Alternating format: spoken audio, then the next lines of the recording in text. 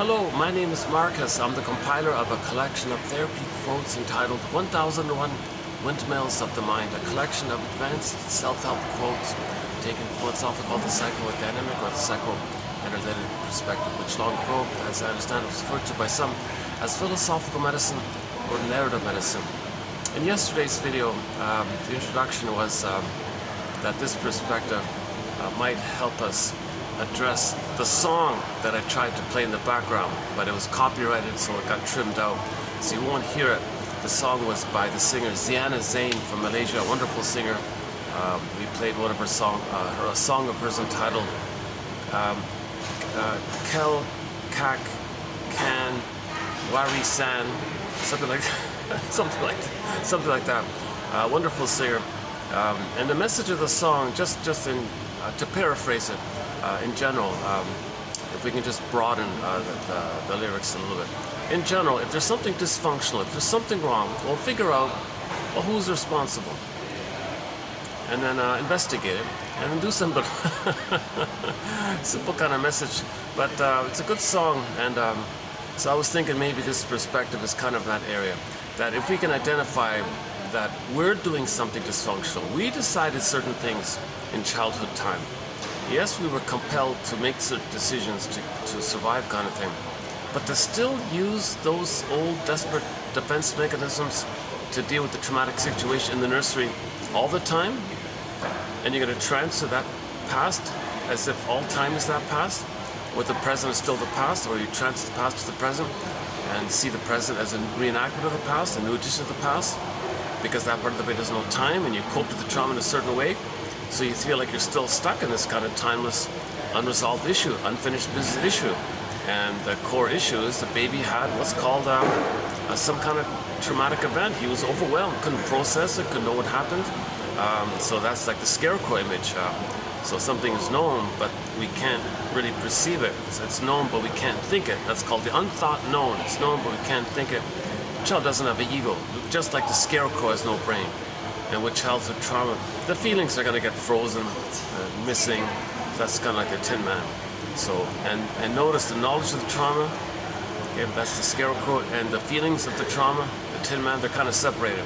So we don't even link and know the feelings to the trauma, the knowledge, and the knowledge to the feelings, the gap like that. And the scarecrow and the tin man being like that, the person's going to feel disembodied, of course. That's the cowardly line in another part of the psyche. And Dorothy is sort of a symbol of the innate drive for healing, to line things up, to get mind, heart, body lined up again. You know, so we want to cooperate with this, with the Dorothy within kind of thing.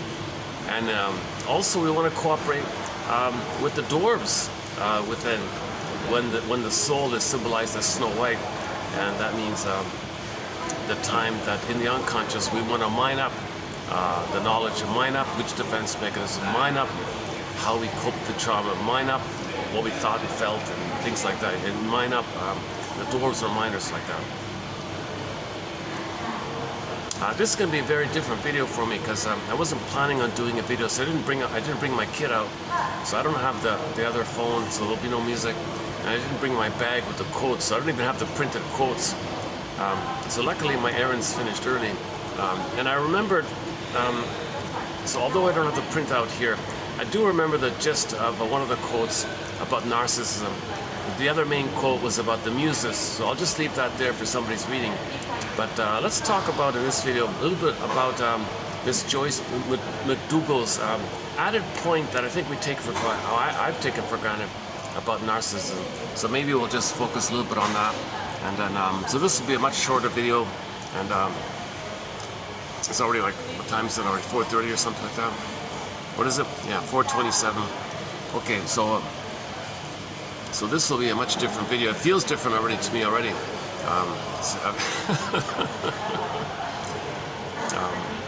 I guess I'm all psyched up when I come out, do the video. I'm gonna have the music and prepare a song. I have the quotes ready. I've got to print it out. Go to the printer. You got to print it out. So I'm all in kind of production mode. And this time it's just like, oh geez, well, I've got the phone with me. On the way back, when I stop at one of the places, and maybe to do a short video, because I remembered one of the quotes by Joyce McDougall. So that's what we'll do here.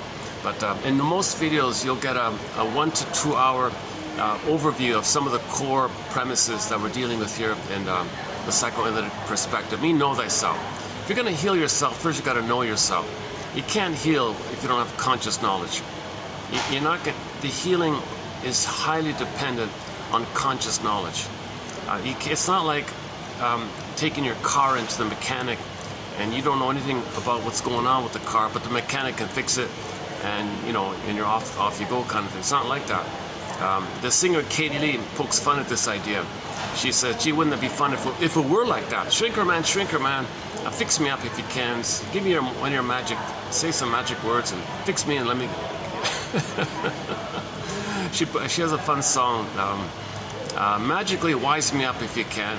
I don't want to work at it. You do all the work. So no, it's the opposite. We have to be a mechanic. We have to be a psychological mechanic, psychological detective. We have to perform psychological soul surgery on ourselves. We have to be psychological surgeons on ourselves. Okay, detectives and emotional detectives, existential detective.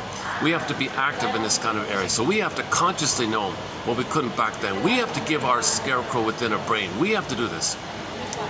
So we have to be a kind of bright in this area to admit something. What happened? What happened? Why are we still frozen? And why do we stay frozen? Okay, it's one thing that we froze up our soul because we were petrified with the mother if she was impaired or didn't have her beingness. Yesterday we introduced a new thing yesterday. I'm going to temporarily call it radical acceptance.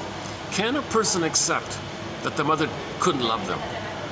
If we get the story that the mother was impaired, she was trapped in the mirror like the wicked queen in Snow White, the mother was kind of like that, and she didn't have a beingness which is needed to love, and if we recognize in our investigation that the mother doesn't have her beingness, and that's needed to love, and so she can't love.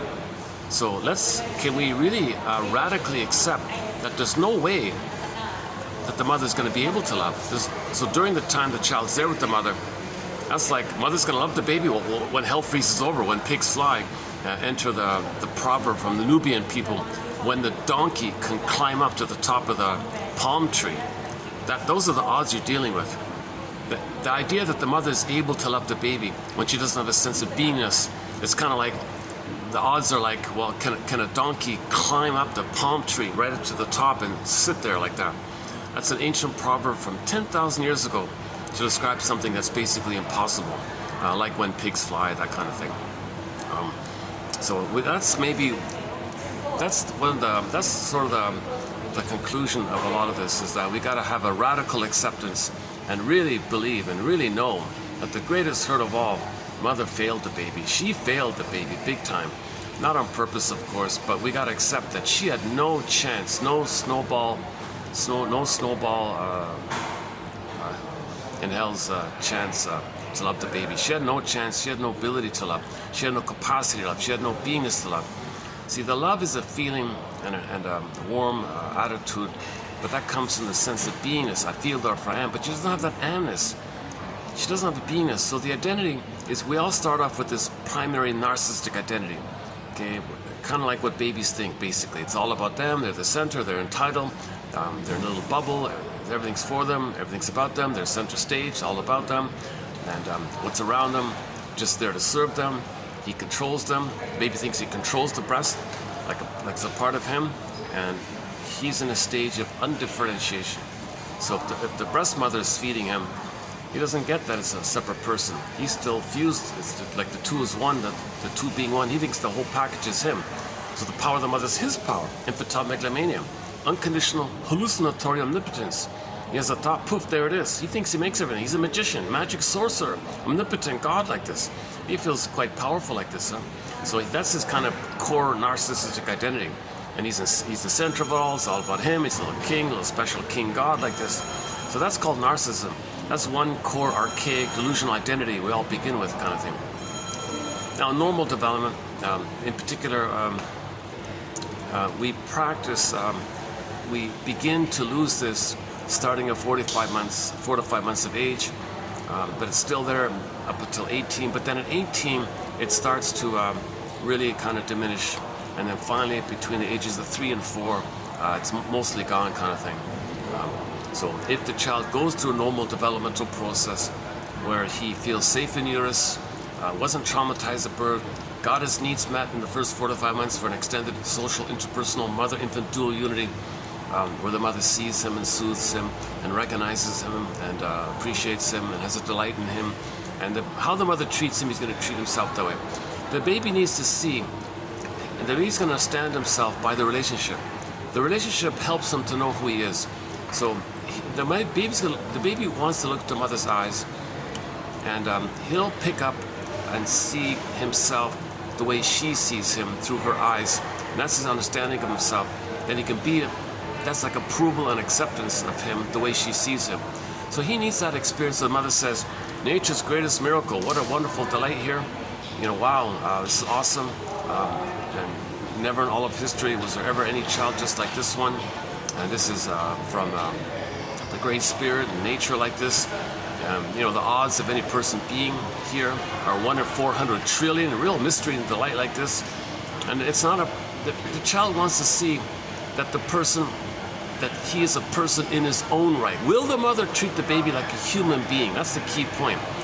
Otherwise, if the mother thinks, oh, I got power here, I can use this baby to take care of me, or I can treat the baby badly, because I don't remember that I was treated badly, so I'll treat my baby badly in my effort to remember that I was treated badly. So she's going to use the baby in some battle in her issue, or she thinks she's entitled to get her needs met. Baby, my mother didn't take care of me, you take care of me. I'm going to hurt you, and you're going to always turn to me, and I'll take that as attention and narcissistic supply.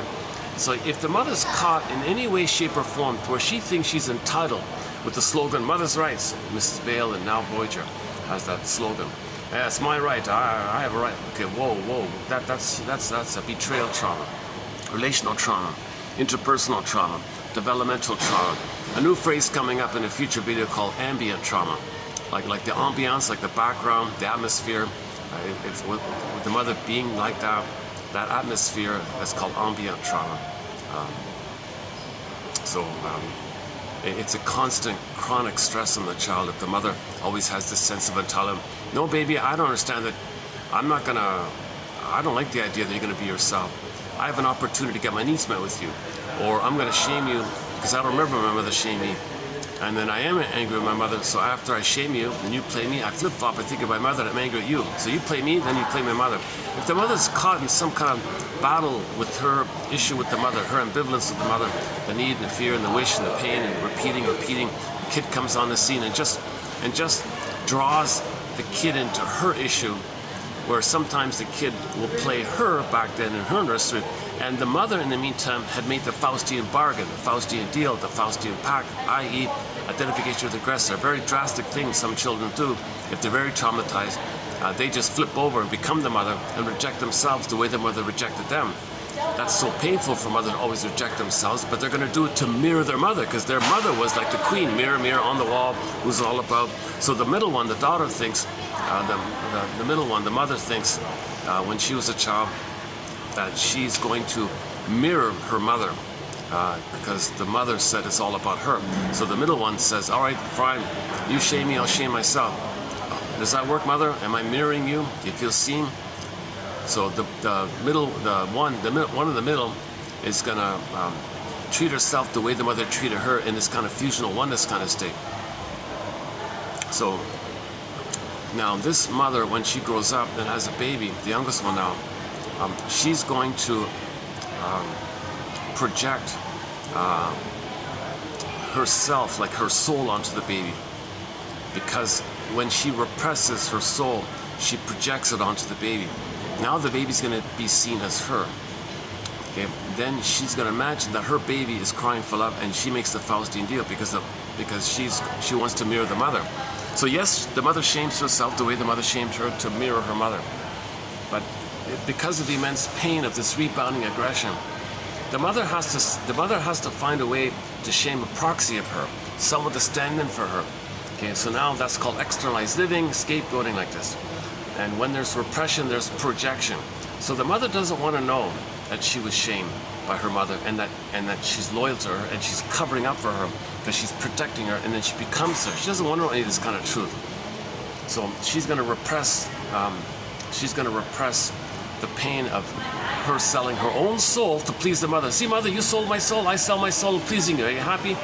So the mother, that's called the Faustian deal. She sells her soul to mirror the mother, because the mother sold out her daughter's soul, and then she sells out her child's soul, herself, in other words. Now, as she's rejecting herself, okay, this goes on again and again. It's rebounding aggression, rebounding inward aggression. The anger can't go to the mother, it bounces inward like that, like a river bouncing inward. It's repress. It's too painful to keep shaming herself. So she's gotta find some excuse, some way to use her child in her fantasy as her. Reject the child, thinking the child is her, to replay what happened to her, because when there's trauma, we repeat. Okay, so the original scene was the mother in the middle cried for love, and her mother, the grandmother, shamed her. So she's going to repeat the thing. So her daughter, the youngest, will stand in for her, the little one, and the middle one is going to play the grandmother one, and you're going to repeat the middle thing. So the mother is going to see, the middle one's going to see her child as her back then, and then she plays the grandmother one and replays what happened for the middle one. So now the youngest is playing the mother, and the middle is playing the grandmother, and she's going to replay the thing. So the mother was shamed, the daughter now plays the mother, the mother's the grandmother, and okay, I'm not sure if I'm getting across here. As I'm talking, I was thinking, just close this video, Marcus, here. A little fatigued here. I'm not really prepared to do a video. I didn't even get a proper, I have zero preparation for this video kind of thing. All I have is this hotel coffee, which is sort of iffy.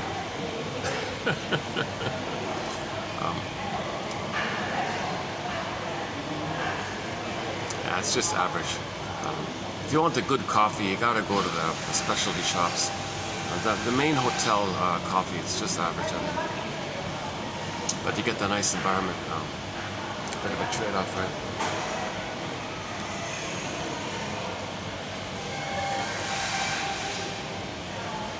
Okay, let me just keep going for a bit, and if I might just cancel this video after all. Let's just see how it goes, if it's worth keeping or posting. I mean, the benefit of just posting it would be I can move forward and catch up with the quotes. I've got a huge backlog of quotes. I really want to catch up. I've got like 15 pages ahead of me kind of thing. So I'm inclined to just use this video at least as an opportunity to post the quotes, so in the next video I can move on to the next page kind of thing. I really want to catch up because we got a lot of good material coming up. We covered a lot of ground recently. My goodness, I'm really excited about the quotes we covered recently.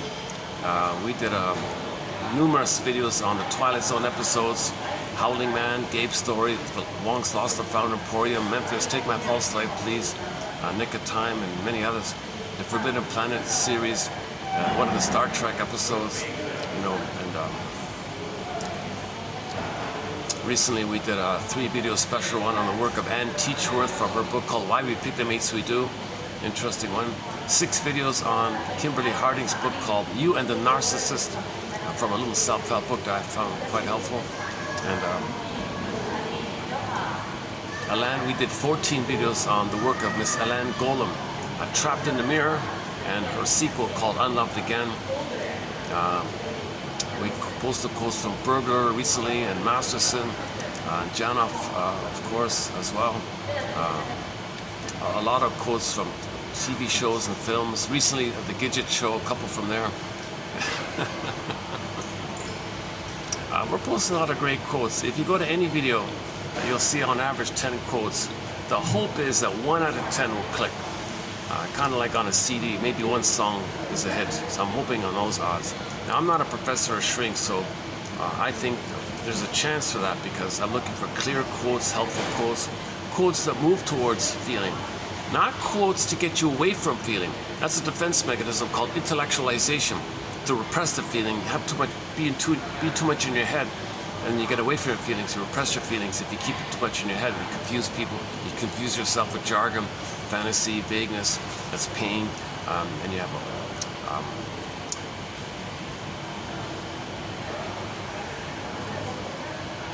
I guess the jargon gives you this kind of vagueness, and you project on the vagueness. And what are you projecting? Well, the hope for the oneness, the hope for the answer or something, the hope for some magical answer or something. So you're not facing the truth, you're getting away from the truth. Okay, so a lot of beliefs and ideas are actually a defense mechanism from healing.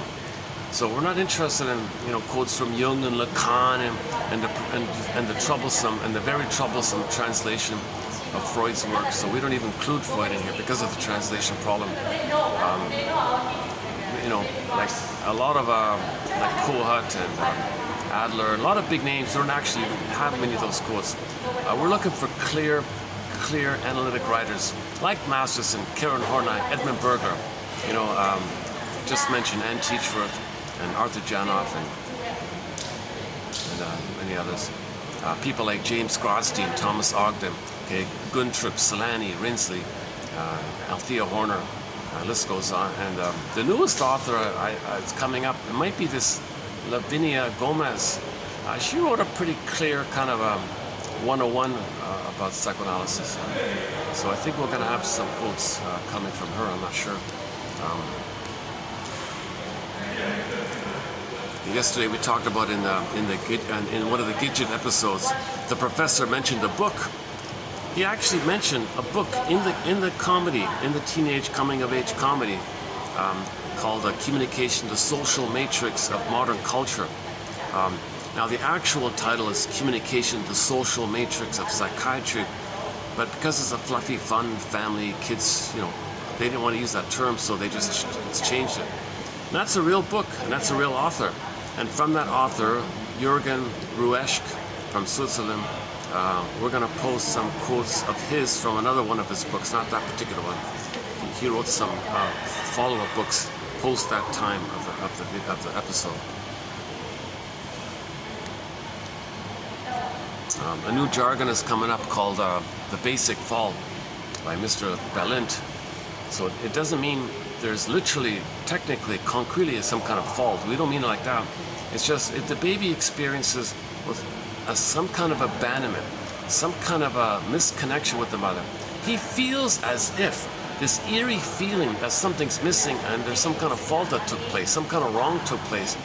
So in the Hungarian language, the closest English translation to what I guess sounded accurate in the Hungarian language was basic fault, this primary feeling that something is wrong. It's just the feeling of a fault. It's not an actual fault. So when you say basic fault, I had a problem with that term. When I first heard that, oh, give me a break. There's no, come on, you're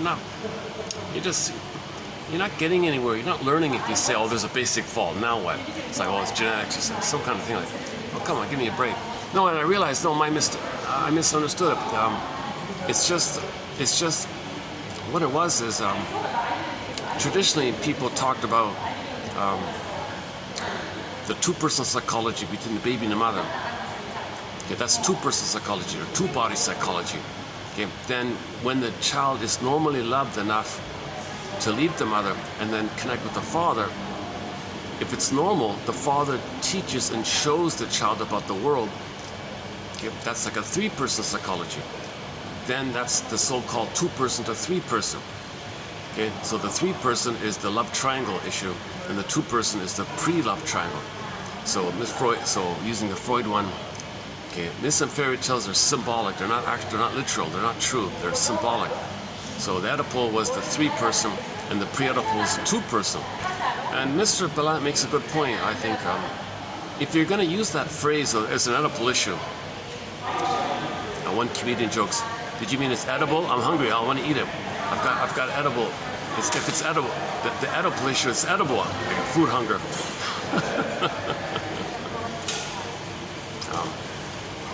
But most of the time, this quote-unquote Oedipal issue it's not really there. You just transfer the quote-unquote pre-Oedipal issue to the Oedipal issue, and are you confused because the pre-Oedipal is really the pre-Oedipal. So if you say something is Oedipal, that assumes that the pre-Oedipal is resolved. But most of the time it's not resolved, and all you did was transfer the pre-Oedipal to the Oedipal.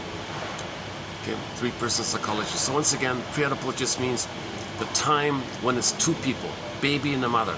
That's pre-Oedipal. Just keep it neutral, simple. Just baby and the mother relating, two people like that. So in normal development, that's okay. Okay, he leaves the mother, the father introduces the child to the world. And now the child can activate and express himself into the world, and that's like the Oedipal thing. Now sometimes there's a problem in that area, so we might say an Oedipal issue. But most of the time, that's not the case. Many times the kid had a problem with the mother, transfers the problem with the mother to the father. Father, do what the mother, please do what the mother should have done. He cannot. He cannot. There's no way, shape, or form the father can do what the mother should have done. The mother's supposed to provide an extension of the social, personal uterus time. The nursing time is an extension of the uterus time, of the blissful intimacy of the symbiotic oneness from the uterus to the feeding time. Like mother, father can't do that kind of thing. But if there's a problem there, and you transfer that to the, and the father fails in that, the father can't do that, but the child's enraged with that. The child is transferring his unmet needs with the mother onto the father, and the father can't do what the mother should have done. What the father can do is just sort of give the child some little encouragement, some soothing, just like some positive messages, and maybe some protection from the abusive mother, some protection and maybe some guidance like that. But he can't do what the mother should have done. So the father, of course, can help immensely if there's a trauma with the mother, but he cannot undo that trauma that the mother created. So that unresolved trauma with the mother puts it onto the father. The father can't do it. So this mess, this eternal triangle mess, some people call it, Star Trek calls it the eternal triangle, eternal love triangle. So Balance said, well, if the issue with the pre-Oedipal is going to be there with the Oedipal, so here, why don't we clarify something here? Why don't we just simply say there's a basic fault here? And this basic fault is going on all the time. So if the child's relating to the father, and the basic fault is still there, and then he goes to school, the basic fault is still there. Goes to high school, the basic fault is, gets married, the basic fault is still there. Midlife, the basic, he might be in a nursing home, he's still got the basic fault. So he got to address this basic fault if you want to resume development. The basic fault means this eerie feeling, this strange, odd, eerie feeling called abandonment syndrome, abandonment neurosis, abandonment anxiety, abandonment complex, this huge abandonment, this huge betrayal where there wasn't the blissful time with the mother. This blissful Garden of Eden, Shambhala, Shangri-La, Nirvana, blissful oneness, Oceana feeling, participation, mystique, unio mystica, this blissful two is one phase, pair unity phase, mother infant dual unity phase, that's supposed to take place for the first 4 to 5 months. If that's failed, okay, he calls it, well, there's a basic problem, basic fault, he says. Okay. So that's what we need to address, kind of thing.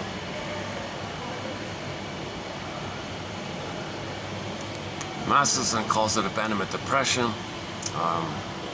Melanie Klein calls it the paranoid schizoid mode of experiencing, because the coping strategy is to engage in psychic splitting and projection. So you project your soul onto others and reject them because you made the Faustian bargain. And then after you shame others who play you, you flip-flop. You think the one you just shamed is your mother. Now you're angry at the one you just shamed, who's your mother now. So this is due to repetition compulsion, and the babies need to feel important, called narcissism, and the attachment to the mother by imitating her, and have the hope that if he mimics her, one day he'll get mother's love. And he's got to deny that mother hurt him. He can't believe mother did this, so he coped with the mess with psychic splitting. What? My mother hurt me? She didn't hurt me. Split it off. Okay, psychic splitting. Now the baby was enraged. The picture is a monster. My mother's a monster? No. The picture is the baby's rage at the mother. The picture of the rage is a monster. And because of the fusion, if the baby feels angry, the mother's angry. The baby needs, the mother needs. So he's confused like that. So his rage at the mother will be picturized or symbolized in the primary mentation, Alice in Wonderland. Okay, this is pre-verbal, imaginal place like that. Like with the guy with the horns. Okay, some destructive kind of entity. Okay, that's code for the baby's rebounding aggression at the mother. His anger at the mother. and he wants to take it, the mother wants to take him. So he's angry like this, and his anger at the mother rebounds in. Now you got the baby's own anger at the mother's rebounding in on himself. That's destructive. That's why it's the guy with the horns, and the baby's L-I-V-E is reversed. It's E-V-I-L now. It's destructive. So the child can't live and love and relate to the mother. It's a block there, so reverse energy, rebounding aggression inward. Okay, enter the Twilight Zone, the howling man image. So the howling man is the guy with the horns, basically. And in the Twilight Zone, they showed you this dynamic. The baby's rage at the mother. It's blocked. It rebounds back inward. No time, life force is seeking, the water's always flowing, so it's rebounding. Now the baby's got this recycling, rebounding aggression towards the mother, back in on himself. So as it's in on himself, okay, that's the problem. That's problem number one. Okay, the image in Howling Man, Twilight Zone Howling Man, is the guy with the horns is celled up in the castle. So the castle's like the person, and he's held in like that. That's already a problem like that. Now, the person, if they don't forgive the mother and mourn the loss, and they don't understand what's going on, this rebounding aggression keeps on going in, keeps on going in. So in the Howling Man episode, he always escaped. Now when he escapes, okay, the guy with the horns is destructive onto the outside. So his anger at the mother goes out sideways and is displaced onto anybody, and anybody could be mother. Doesn't care anymore. The other's mother now. Okay, so he doesn't care anymore who the mother is. He's got the pressure cooker thing. He's got so much pent-up steam and rage at the mother, and the body can only hold it in so long. Just like the guy in the castle can only be held in for so long, and he always escapes, kind of thing. And when he escapes, okay, that's harmful and destructive, because he'll just find some excuse to see someone else as the mother. Now, how's that going to work? Well, first he's got to find someone else for him to think it's his soul. Due to repetition compulsion, he's going to shame someone. That's his soul. It sells his soul. As he shames someone else who's playing him, hocus pocus on another level at the same time, flip-flop, double talk, double think, okay, morphing and shape-shifting in the primary imitation. When he's the mother, shaming himself, seen as the proxy, at the same time he's shaming the proxy. Flip-flop, he thinks the one he's shaming is the mother hurting him. Now he goes, aha, there's my mother. He makes it up, the one he just shamed, the innocent person, the scapegoat person, who played his soul, which he shamed, due to the loyalty to the mother, to feel important with the mother, to feel the agency, that he's got an identity, and to have a connection to the mother, and to have the hope with the mother. He's got to shame his soul. So he represses his soul, it's projected. So he does it to himself, and then it's projected. And to keep it repressed, he externalizes and shames someone else to keep it repressed. When he does that, he represses more. Okay? Now when he represses more, there's more projection. So he keeps projecting his soul out like that. Okay? Now, since he really is angry at the mother, he just now thinks to himself that the one he just shamed, who was him, is suddenly the mother. Why? Because he didn't differentiate from the mother.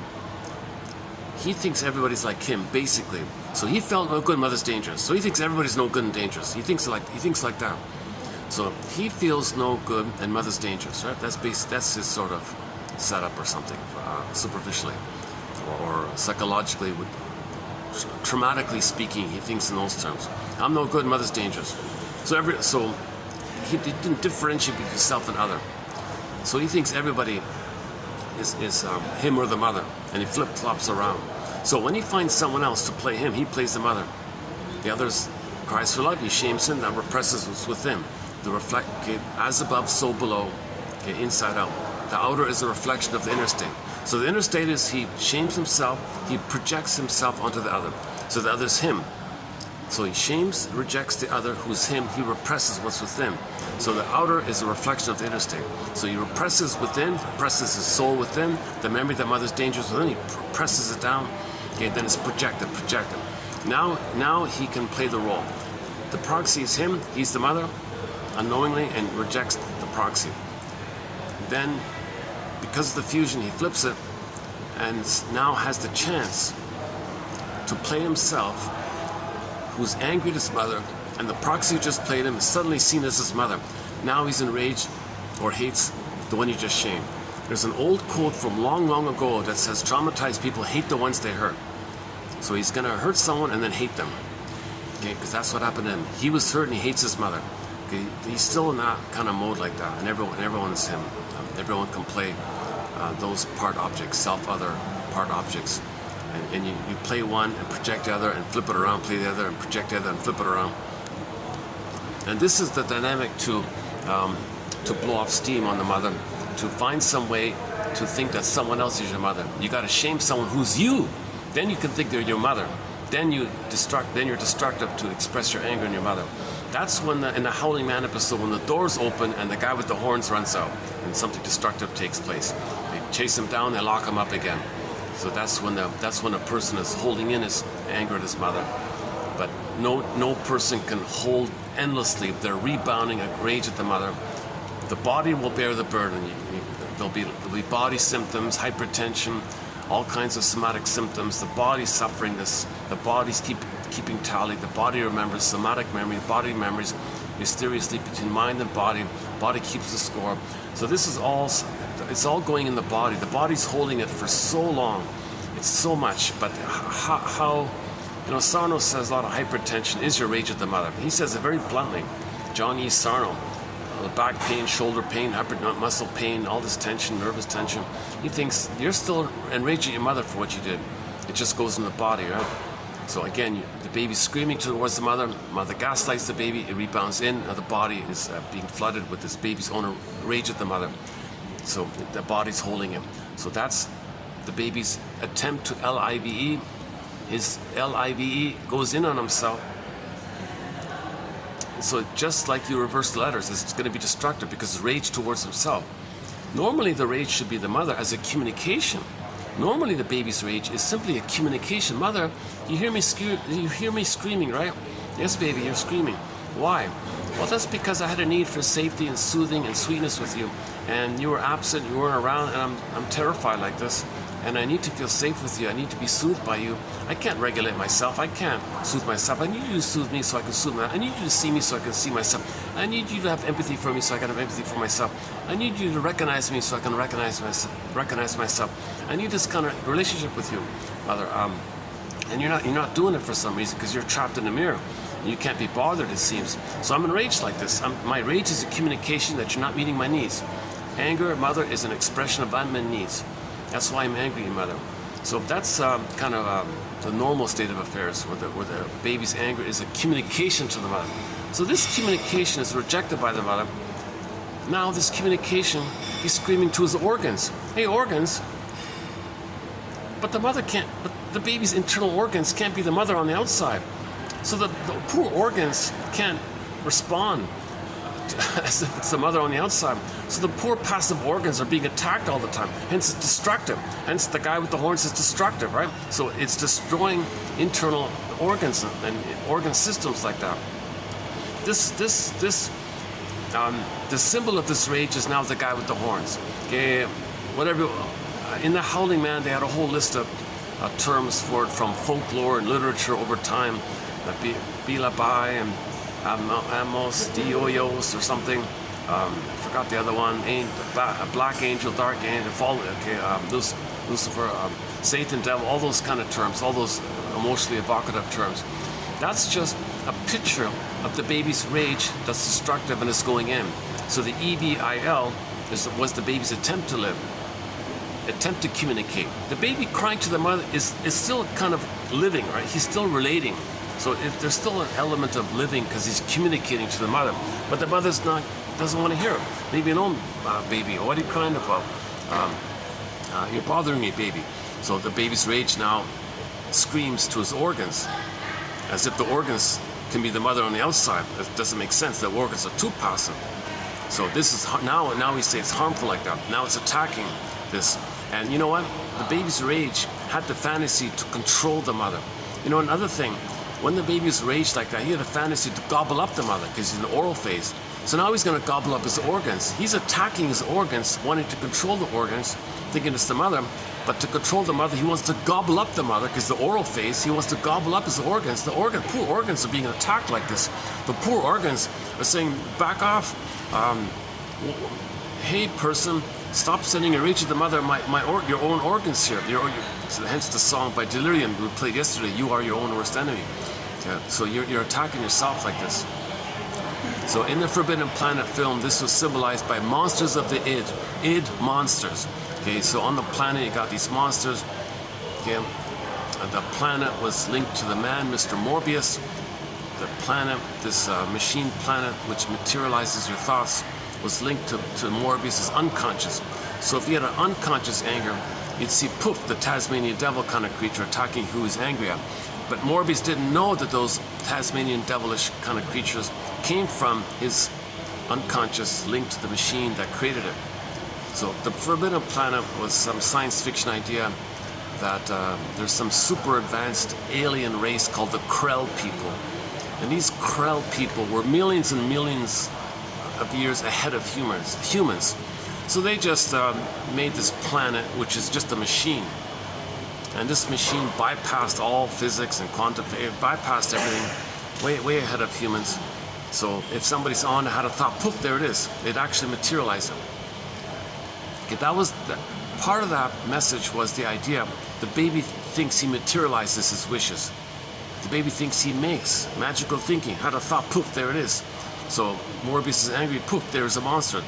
But the monster is a picture of his anger. The anger's within. Okay. The symbol of the anger is the guy with the horns. So the guy with the horns is within. So when we say the devil's within, or what like that, we mean that the anger at the mother's within. The symbol is not real, but the symbol links to the emotion which is real. But you don't really see anger. But so you create a symbol to link to the invisible which is real. So symbols are not real, but they're visible. To help you discuss, know, identify, recognize, get in touch with something that's invisible. Well, there's a group right behind me here. Oh, hang on a second. Oh, he's giving me a... Oh, I didn't realize there was a group just beside me here. Jeez. Maybe I can find another spot here. I don't want to interrupt what appears to be some kind of a serious meeting of some kind. Gave me a pretty stern look. Keep it down, will you? Why'd you sit beside me then? There's lots of other seats. Or is there? Okay, actually, I'm kind of mobile because I don't have my bag or anything.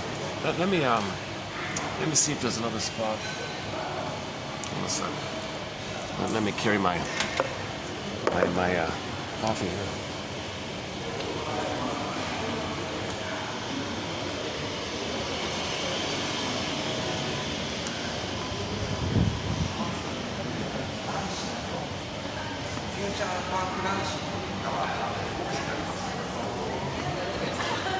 Oh, it is busy here. Oh, I see. Busy.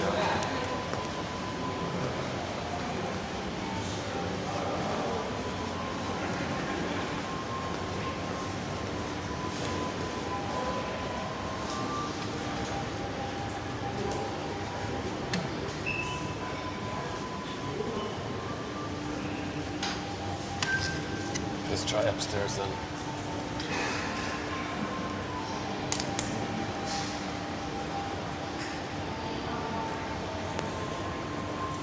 Yeah, this video is an experiment to see if I could do a video like totally on the fly, like totally without any like preparation, and just think about the topic and leave the quotes for your reading. So I don't need to read specifically word for word the quotes if I got the general idea.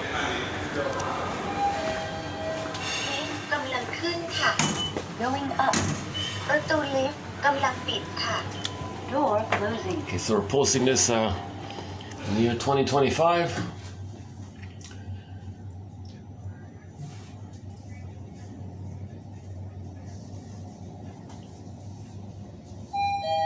ชั้น 3 ค่ะ Third floor. ลิฟต์กำลังขึ้นค่ะ Going up. ประตูลิฟต์กำลังปิดค่ะ Door closing.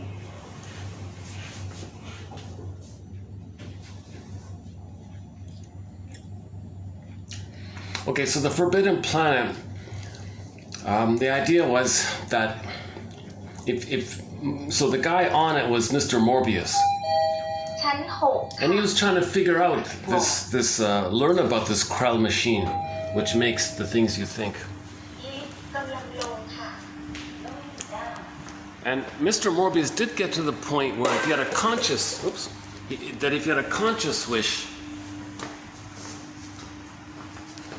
it would materialize it. But he didn't know that his unconscious thoughts and wishes would be materialized.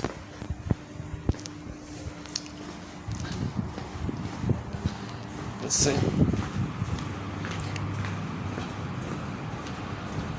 Oh no, there's people here. Okay.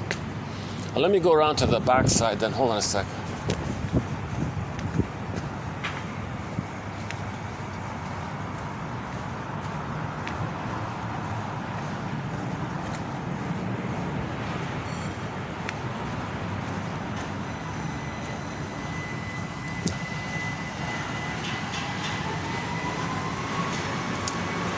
Yesterday there was construction near me as well. You know, it's pretty much constant, the construction.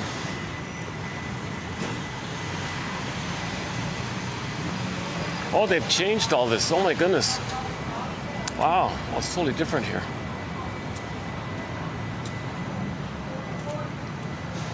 Oh, this is all they cut out all this. These are all trees here. This whole thing was. These are all trees here. They took it all down. My goodness, why'd you do that? Wow.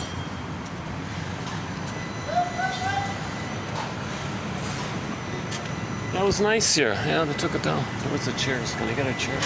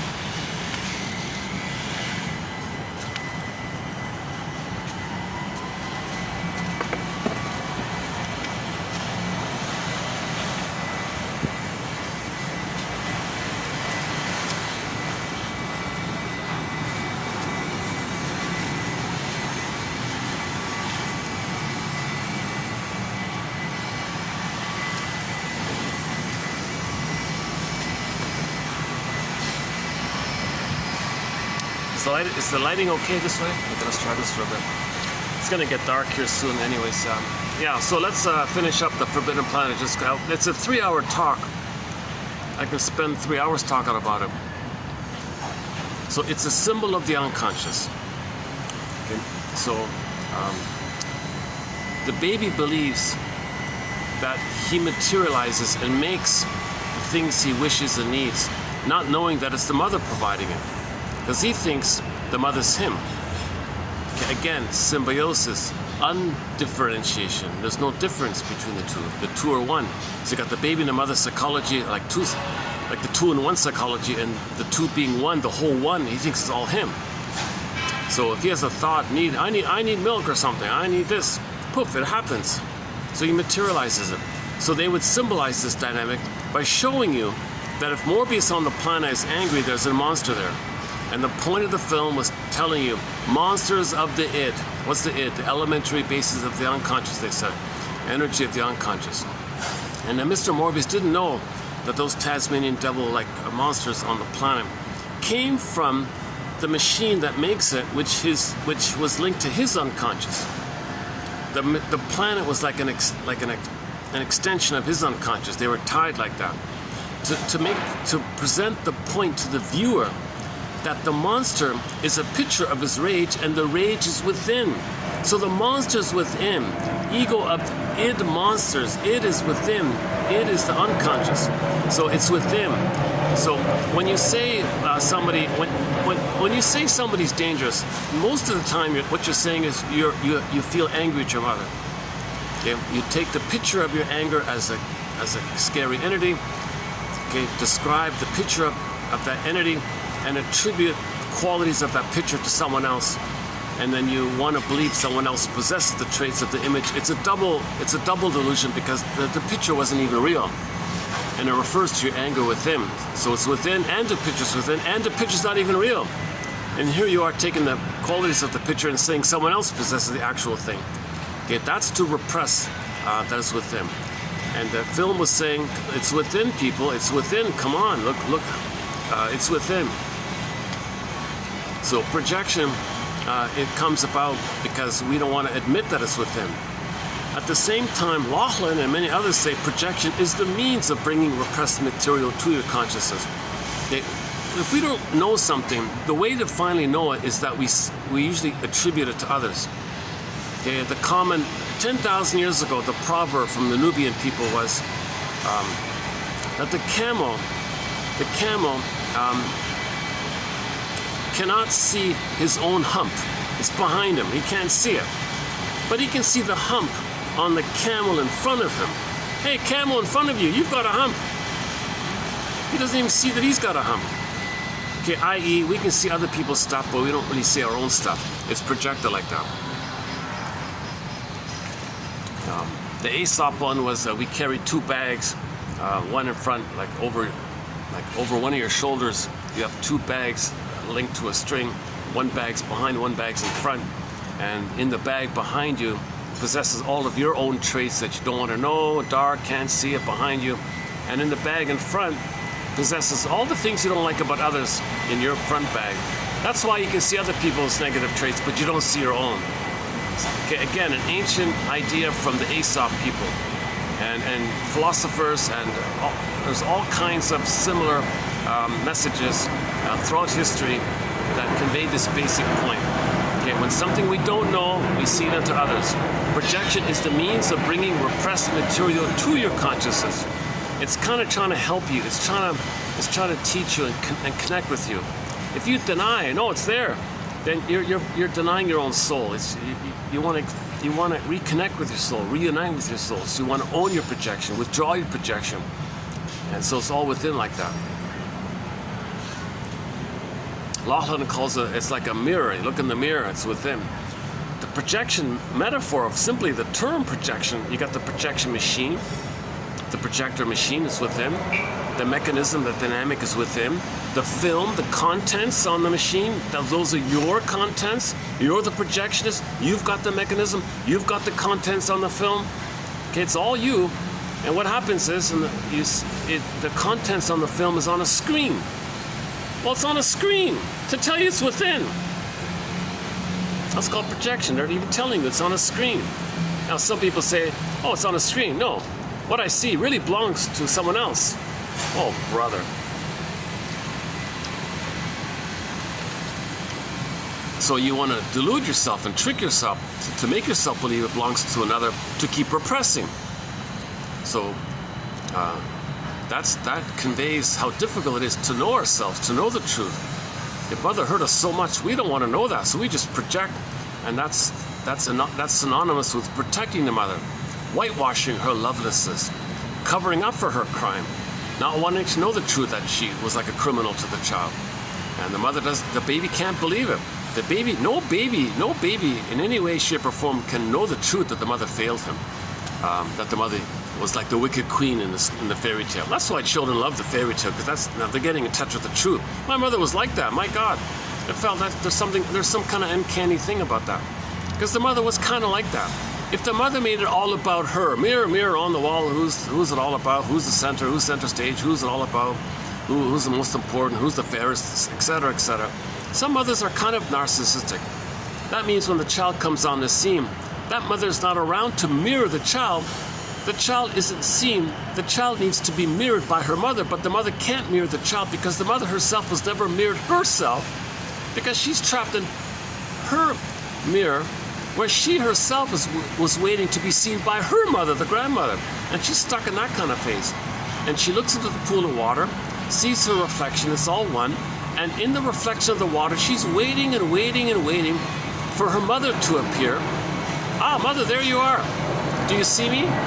Can I see myself reflected in your eyes? Can I see how you see me so I can know myself? Mother, are you there? So first, that's today's quote, the second one down by Miss McDougall. When Narcissus looks into the pool of water, he sees his reflection. You can tell I'm really tired. I'm barely looking into the camera. I'm kind of really fatigued here today.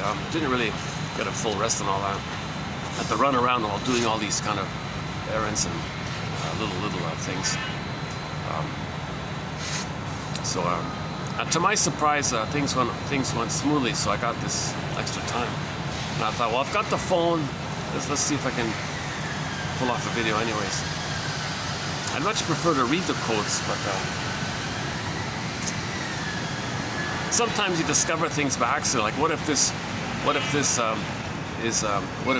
if I try this again and it gets better and better, and it gets to the point where I can just walk out with my phone and just do a video straight. Forget about the music. It's fun playing the music, but a lot of songs are copyrighted. Like yesterday's one by Ziana Zane, copyrighted. So that got trimmed out. That's too bad, right? Recently I played Do You Remember by the bubblegum pop band from Germany called Passion Fruit. The singer was Letitia. That got copyrighted. I had to trim that out. All of the other Ziana Zane songs I've tried to play, copyrighted. I had to trim that out, kind of thing. It's a lot of good songs I can't really play. Luckily, a lot of songs you can play, which is great.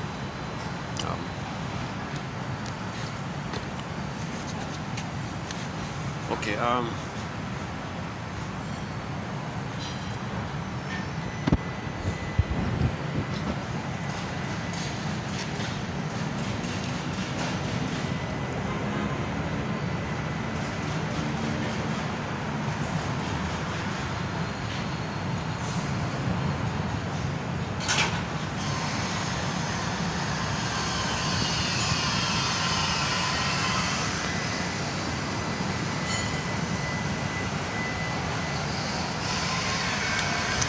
Let's just finish this bit about the Forbidden Planet first.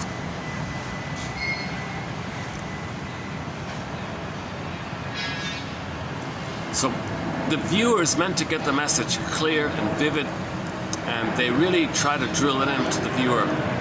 They kept referring to the phrase id. They kept saying id all the time. Okay, that's the element, and they defined it for you. The elementary basis of the unconscious. So it's from within. That's within you. You know, like you don't know it, right? But it's there. It's somewhere in the body, invisible like that. It's a memory. It's called unconscious fantasies. It's kind of there in pictures. So it seems like there's pictures going on inside. Like when you dream, you see things and stuff.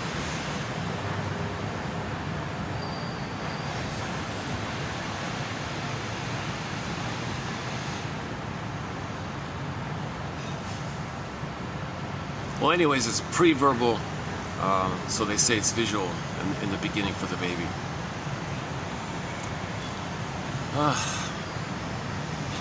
So let's just leave it there. So did I get that across with Forbidden Planet? So on the planet, you see these monsters, and the conclusion was they were materialized by the planet itself, because the man on the planet was angry. So it's with him.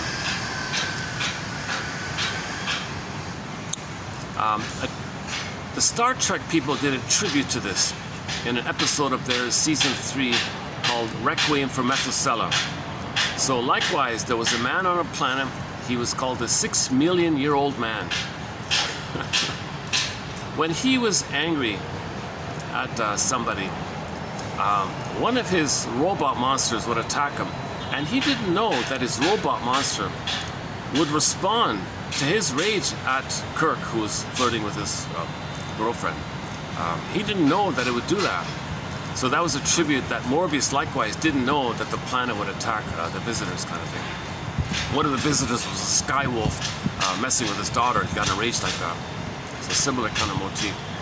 But again, that's a tribute to the Forbidden Planet. So Star Trek paid tribute to the Forbidden Planet, which was a psychological film to teach people psychology, to teach people the analytic perspective. It was part of the mental hygiene movement the emotional, mental, moral, spiritual hygiene movement to teach everybody that you have it. Just like every morning you clean your teeth, daily hygiene, there needs to be like a psychological hygiene. Okay, so that's why many indigenous people, when they wake up, they sit in a circle and share their dreams. They treat it like a hygiene, like emotional, spiritual, psychological hygiene, to feel safe, and everybody takes a turn passing the eagle feather. Here you go, your turn, or the talking stick. He tells his dream. Okay, he feels safe. He needs to feel safe to share more. He might free associate more and learn more. So every morning he wants to make the unconscious conscious. He wants to make the unconscious conscious, and sitting in a circle makes you feel safe. So you get serotonin from the safety of the circle, and everyone's doing the same thing. We know why we're there, so you feel safe, and it's a morning thing. The shrink in the film Spellbound, he had 2 visitors at his home, staying at his place, and he said to the 2 visitors, "All right, 2 visitors, good night, sweet dreams, which we will analyze in the morning." So that's what indigenous people do. They call it a dream clinic. Somebody called it a dream clinic. So the indigenous people wake up after they brush their teeth. That's the physical hygiene. What about your soul hygiene? Well, they sit in a circle and talk about your dreams. Dreams are letters. They're report cards telling you it's like this in your soul today. So be conscious of that. If your soul sends you a letter, don't you want to read it? Well, if your inner child of the past is telling you what's going on, don't you want to listen to your own inner child of the past? Steve Behrman calls it a report card, reporting what's going on with you. If you get a report card about what's going on with, don't you want to read the report card? Sanford's dramatic, he says, if the id is personified as Poseidon, and Poseidon sends you a letter, don't you want to read it? If a god sends you a letter, don't you want to read it? He kind of dramatizes it. In the Odyssey, the unconscious was pictured as the ocean wave beside him, and the special effects with the Jim Henson, the wave was speaking. So I won't do the Odyssey this time.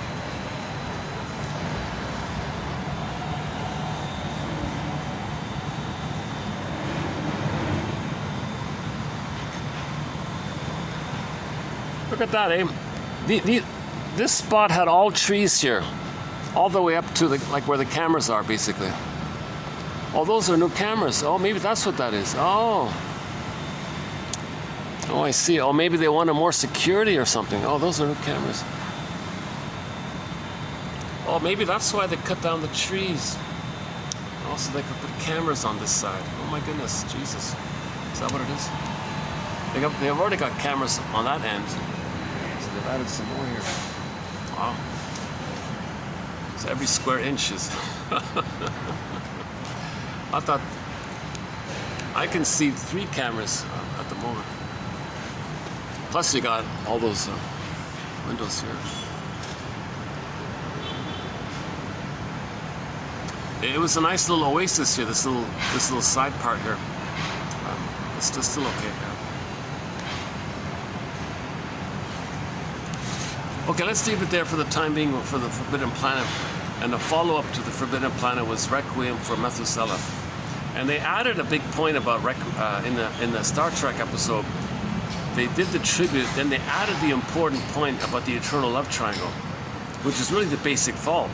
So the 6,000-year-old man was trying to build a perfect woman to mirror him, see him, soothe him, read his mind, be one with him, make him happy, be playful and have the feeling of oneness. And something he missed. He spent 6,000 years trying to perfect this robot, right? Kirk comes on the scene. Just one look, play the song. Just one look. That's all it took. Oh, just one look. Kirk, instantly. Fusion. Mine. The 6,000-year-old man said, what are you talking about? I've been working on her for 6,000 years. I don't care. She's mine. 2 guys are fighting like this. And the side comment was, well, that's the eternal love triangle. So we can update this. It's the eternal basic fault of not getting the oneness with the mother. He wanted the oneness with the mother. Kirk wanted the oneness with the mother. And this has been going on for 6,000 years in our traumatized condition called Homo traumicus. Hence the name of the episode, Requiem for Methuselah. So the 6,000-year-old man played famous people throughout history, including the fictional made-up character called Methuselah, some made-up guy who lived for 1,000 years, meaning something about timelessness, code for timelessness. So there's a timeless issue here, this ongoing timeless issue that if the baby's traumatized, to get mother's love, he's in a state of timelessness. He's timelessly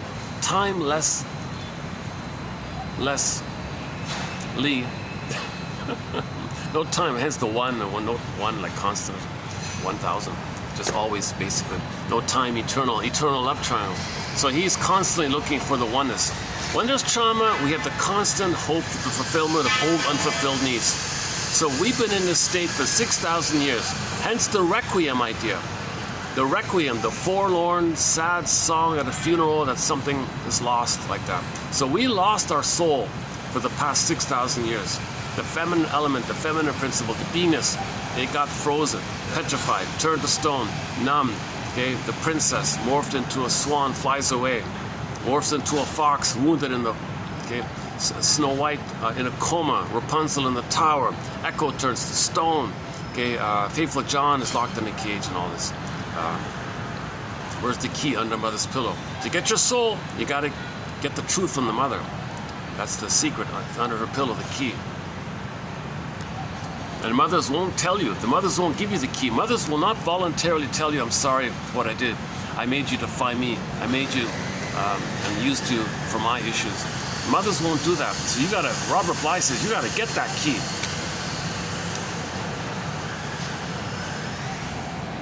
Okay, quickly enter the closing narration for the Twilight Zone episode entitled One Life Furnished in Emotional Poverty. Listen to the closing narration to that episode. One life, comma, furnished in emotional poverty. It's a time travel one. The guy was miserable. He went to the past to see what was going on. And he recognized he made decisions. So he's the master of his fate. Can we appreciate this quality? That we decided things. So if that's the case, well, in a way, we decide, we're the master of our life if we decide these things.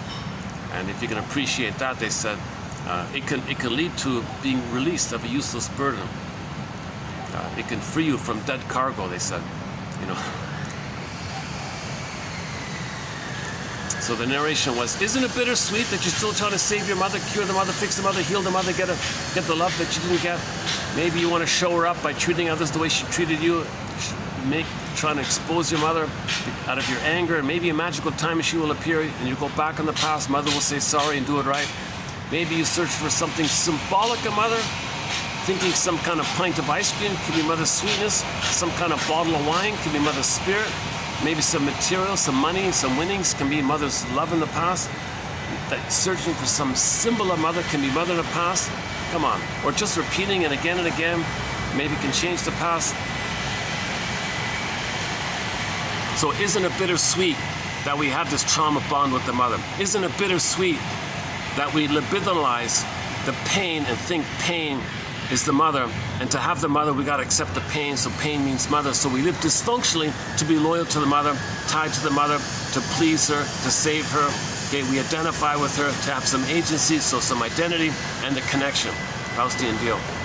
So the baby has to have some kind of agency, some kind of sense that he's doing it, he's important. So if the mother shames him, he says, all right, fine, mother, stop. I'll be you and I'll shame myself, okay? He salvages some crumb of infantile megalomania. He's going to do it. He focuses on that. I tried to link it to that quote. Somebody said there was a guy who could walk across, he could walk like to the mall or something and buy whatever it was for X, whatever the price was, I forgot. But he saw a sale. If he drives across town, he could buy the same thing and save, what was it, like a nickel or something? I don't know. But it would cost him $20 in gas to do it. But he wanted the remnant, that he's entitled to get something like to be given something. So the thing he buys, at a lower price, he feels special and important. So he'll spend 20 bucks for that psychological feeling that he got something at a 5-penny discount, at a 5-cent discount. It's really quite explainable. It sings Katie Lee in a song called It Must Be Something Psychological. It's really quite explainable. She only likes men who remind her of her mother, because she's got a problem with the mother. So she marries a man with the same psychology of the mother to continue the fight with the mother, and the man's going to play the mother personality. It's really quite explainable why she's only drawn to a certain kind of man, i.e. a man who has the same personality like her mother. She's unhappy with the mother, but she's only attracted to men who are like the mother. She doesn't consciously want that, but unconsciously she's compelled. As above, so below. The marriage will be a reflection of her inner state, the memory, the inner state. It's really quite explainable. She likes men who are emotionally unavailable, because the mother was emotionally unavailable. She only likes narcissistic men because the mother was narcissistic. It's really quite explainable. See, if I had the music, I could play that song now, right?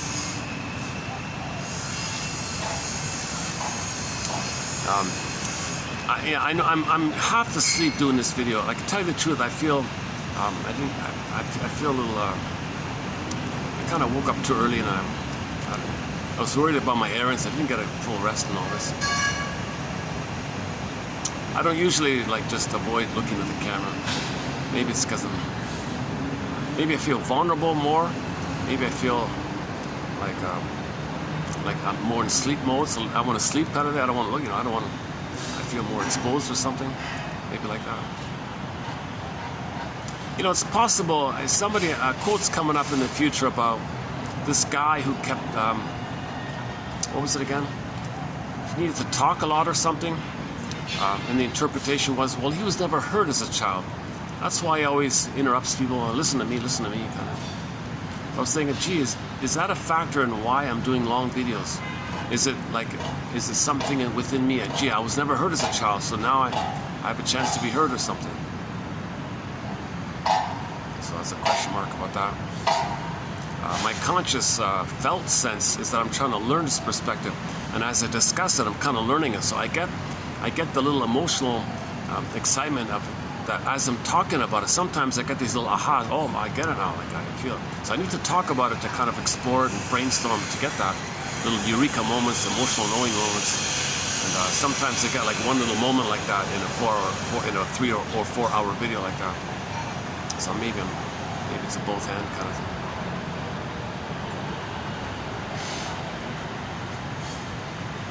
So yeah, just one look.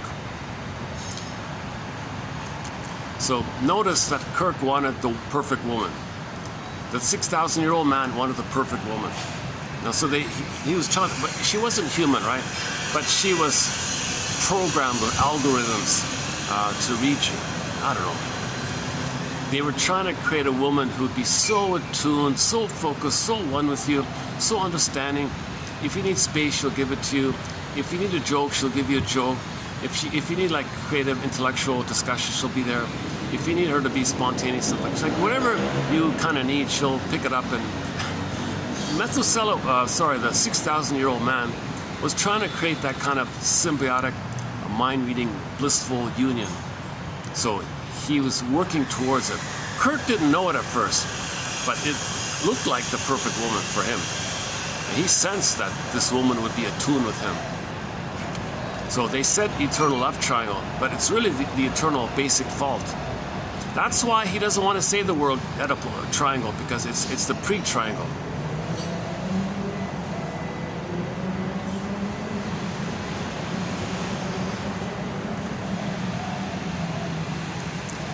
And some people say if the baby is loved properly, he can activate in the world. He doesn't need the father. He can learn it from society. He can do trial and error. He can learn from teachers and others in the environment about how to express himself in the world. It'd be nice if the father can show him stuff and teach him stuff. But if he's got a basic kind of a sense of self and that desire to trial and error to express himself, he might figure it out on his own like that. So he needs the basic primary blissful union with the mother for the first 4 to 5 months. So you got to leave the cord, you got to leave the placenta, you got to leave it all intact, called lotus birth. You have a continuity of the blissful oneness. The mother reestablishes it by the continuity of the support of the corneal placenta, number one. Skin to skin makes the intimacy, like in the womb, the warmth, skin to skin, hormones, smells to smells, skin to skin, no clothing. The room is warm, heat lamps, fire, whatever, it's warm in the room. Okay, natural feeding. Okay, so there's natural feeding, of course. And then the loving gaze part. Oh, a couple of birds up there, 2 lovebirds.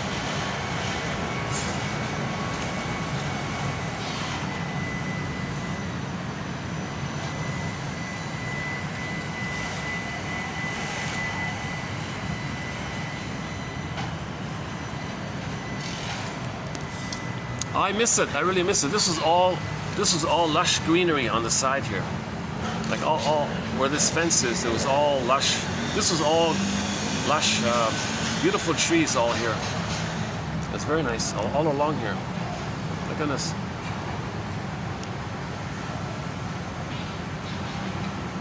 Although it does create more space, but.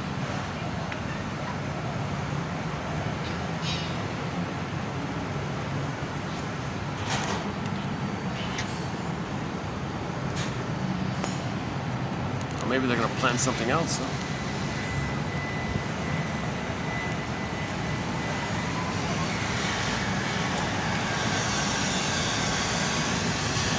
Okay, let's leave it there for the Star Trek episode. Our linked song, when we talk about that episode, is a song called Phasers on Stun by a band called FM. It has the mandolin and the synthesizer. Nice little song. A very little known band called FM from Toronto. They only had 2 hits in the 70s, and that's one of them.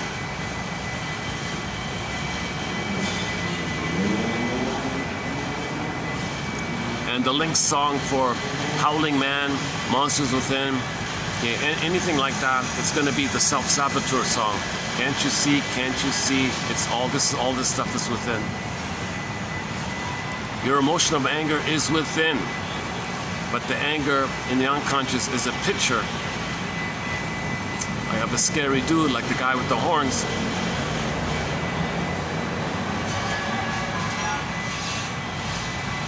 So that's within as well. So just to finish up with Howling Man, I don't think people appreciate this basic message with Howling Man. I've read people's comments on it.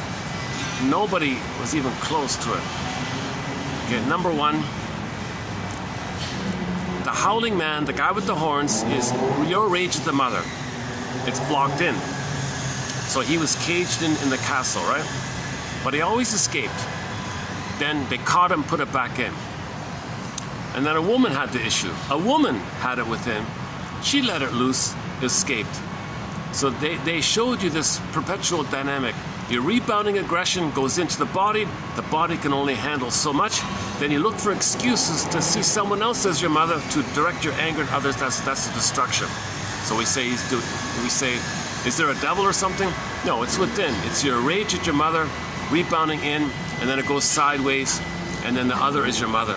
First the other is you, which you shame, then flip-flop, it's your mother, and you anger at the mother.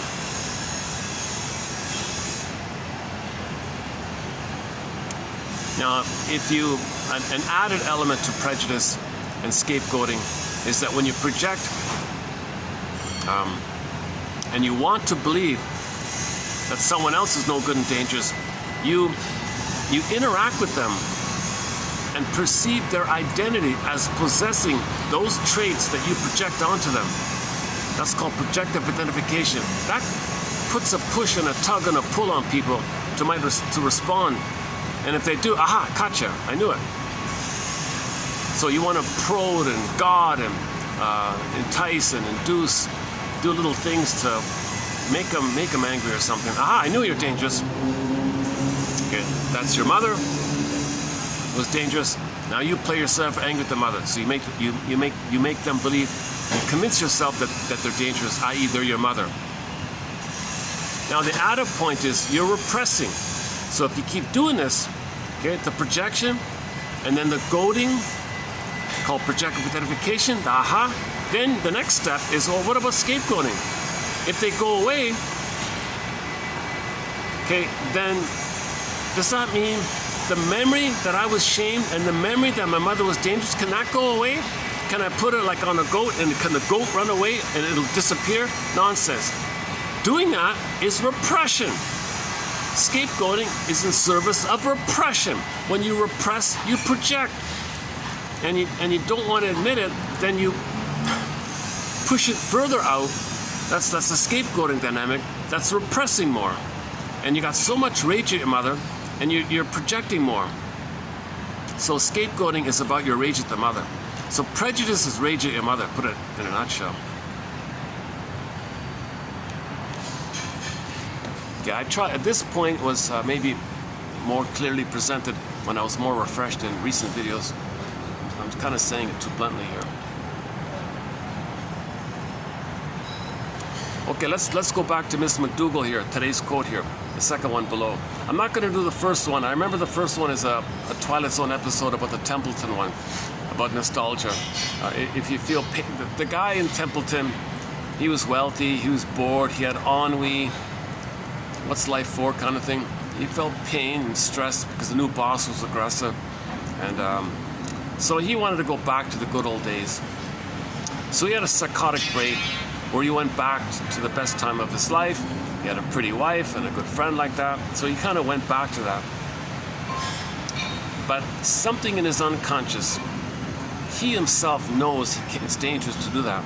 So we saw the friend and the wife say, get out of here, you don't belong here, you don't belong here, go back to the present, you don't belong in the past, go to the present. You're back in a delusional time, you don't belong here, get out of here, get out. Well, that's something within him telling him it's dangerous to have a psychotic break and live in a schizophrenia mode, of Alzheimer's mode, that you're in another place like that. He doesn't know where he is anymore, he'd be in the hospital like that. So you'd be an antipsychotic or something. So he knew it within himself, it's dangerous. So he felt that himself, that it was dangerous, but he was under a lot of stress, getting older, he was ill, getting sick, he's aging, the new boss was aggressive, so he wanted to go back, pathological nostalgia, as a defense against the pain of his current issue. The pain of his current issue. A defense against the pain, you go back in pathological nostalgia. He took it too far, and he had a psychotic break of actually believing he was in the past. He wasn't there, and he set it up. Something within him set it up within him to let him know it's not healthy, go back to the present. So he went back to the present and then confronted the cruel new boss and said, I'm going to do my best here and enjoy the present, live in the present, kind of thing. So this is an issue of nostalgia, pathological nostalgia, or extreme pathological nostalgia, as a defense mechanism to not face your current issues. So that episode was about nostalgia being a defense against the pain of reality. Like the Fonz episode the Happy Days episode entitled The Spirit is Willing. Season 11, episode 14. Same kind of thing with the Fonz. So he had to decide, should he make a decision, like should he get married or open a business, or he's got to get older now, and what should he do? And he was confused about making a decision. He's got to get old, he's got to leave the teenager kind of life and all that. He's got to mature like that. So as a defense against the pain, he said, wouldn't it be nice to just go back to the good old days?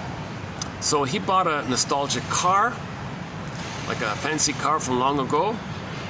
And it turned out that car was haunted. The psyche of a beautiful girl was in that car. He bought the car, the psyche of that woman went into his mind.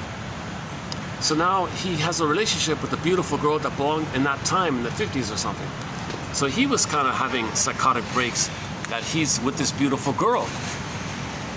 So he was doing pathological nostalgia as well. So he had the spirit is willing. So he realized, he finally woke up and said, this is dangerous. I can't live in this past. Sorry, imaginary beautiful girlfriend doesn't exist. Your spirit is in the car. You got to be free. I can't have you in my mind like this and think I'm one with you in your time, and you're pulling me back to your time. I'm not in my present anymore. So Fonz didn't know where he was, or what's real or not real. Is this real? Are you real? Or, is that you, Richie, or whatever it was? Or do I think it's you, or is it really you? So he was like struggling between what's real and not real like that. So finally he came around and realized, okay, the past is the past, leave it where it is. The past is to be remembered, to be mourned, to identify, not to be lived as the present. So he was also dealing with nostalgia, because the message is, if there's pain in your life about getting older, about making a decision, about needing to mourn a loss, about needing to face something, and it's too much anxiety, one way to deal with the anxiety is, of course, you can drink a beer or smoke away your pain, or whatever it is, tranquilize away your pain with nicotine or something, or distract yourself with manic behavior or amusements or something. Another way to deal with the pain is to engage in pathological nostalgia. Now, a benign version of that is you just think about a dream in the past that wasn't fulfilled. Just fantasy, like do a daydream. Gee, I wonder if that took place, if that happened, that would have been nice, wouldn't it? And that would have happened. Ignore the reality and just blow up this fantasy of how nice it would have been if that happened. And just daydream like that. That's kind of a benign kind of thing. You don't lose yourself like that.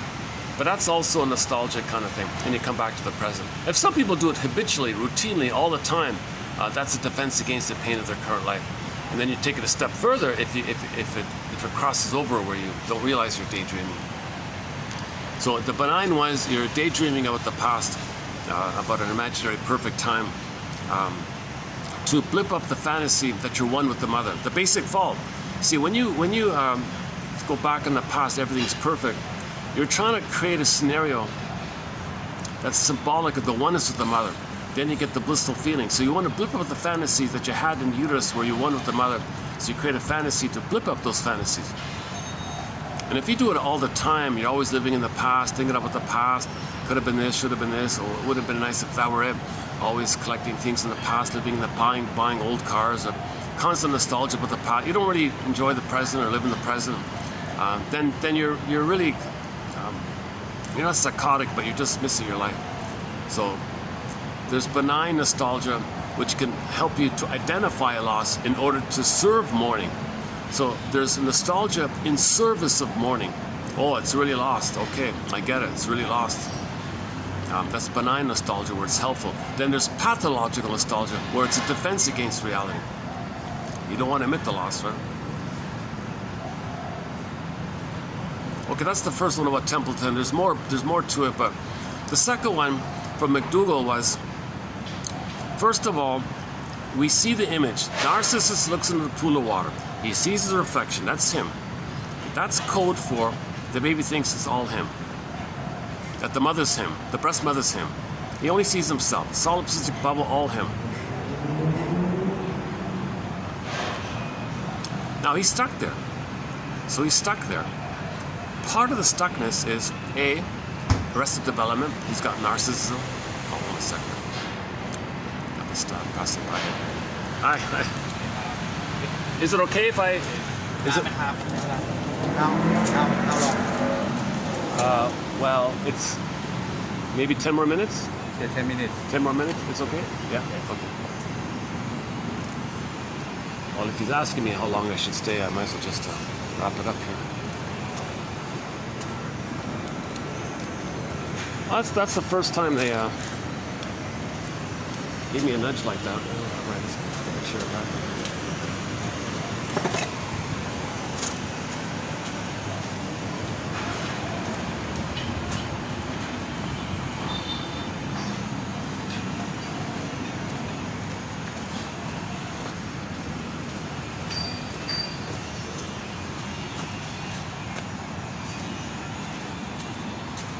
Oh, my coffee cup. Hold on a second.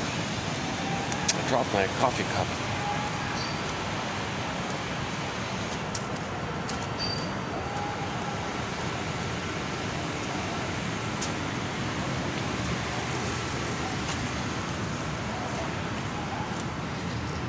I regard this as my ticket to, to sit down there.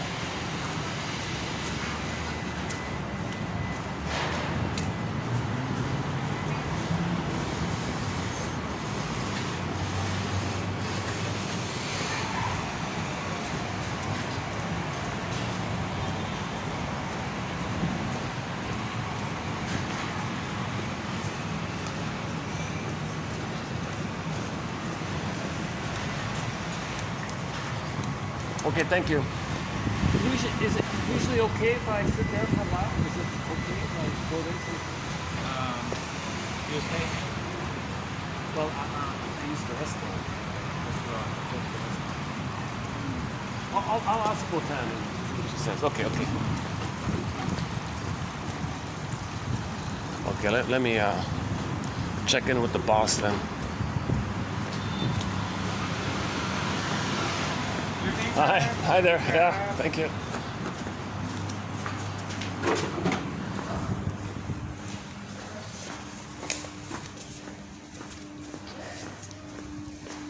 He's a new one, I think. Yeah.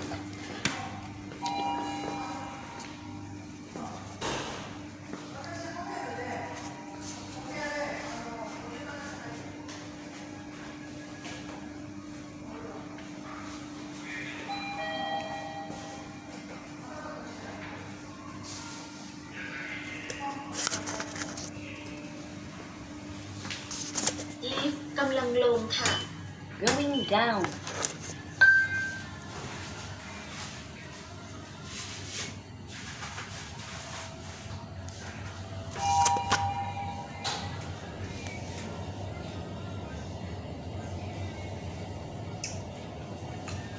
Let's see if I can get my spot back.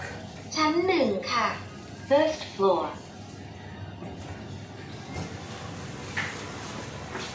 Lift กำลังขึ้นค่ะ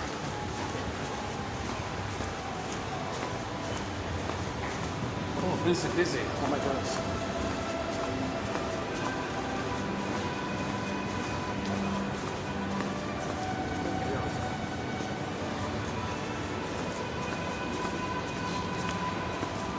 What here?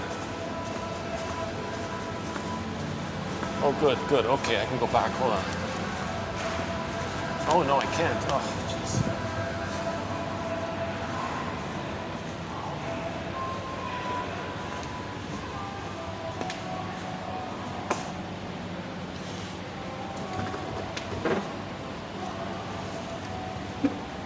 Let's just try this for a bit then.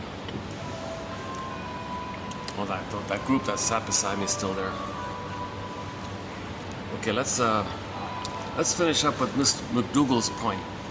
So first of all, that symbol of narcissism, among the many interpretations that have been offered throughout thousands of years, one of them is it's the oneness. It's just him, solipsistic oneness. The mother's him. But why is he? Remember, so he's fixed. He's frozen there. He can't leave it. It's a tenuous identity.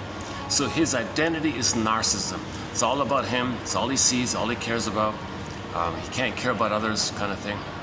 So he can't see beyond that image, i.e. he can't see beyond the tip of his nose, as they used to say.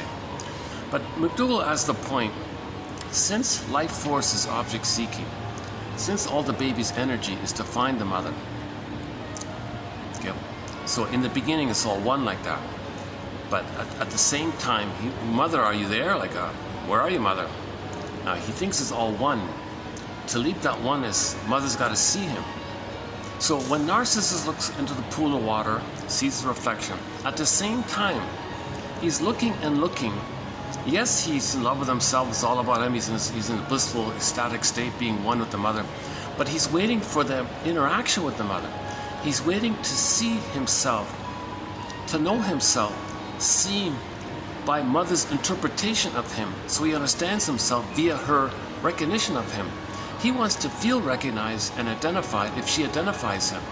So he's waiting to see mother's face appear, and in her eyes, he sees what she sees. Then he can start to leave the pool, and then he can move on like that. So he's waiting and waiting for that kind of thing. Now, there's mother's eyes never appear. That means the mother was absent. She was vacant. She was trapped in the mirror. It was empty like that. So everything's always empty like that, meaning there's no mother there to see him, for him to see himself through. So that's a powerful image by the ancient Greek myth. And what happens to him? He's addicted. So he turns into a little white flower called the Narcissus flower. Narcissus is a little white flower named after the idea that flower is gives people a drug-like phenomena. Narcotic, Narcao, Narcissus.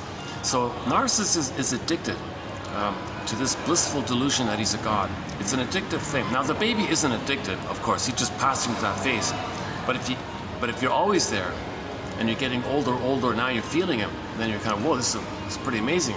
So i.e., people with narcissism or any kind of sting of personality pattern that includes narcissism, of course, they're not motivated to leave. They enjoy this perverse delusion that they're an inflated infantile god or something special, all about them, always entitled.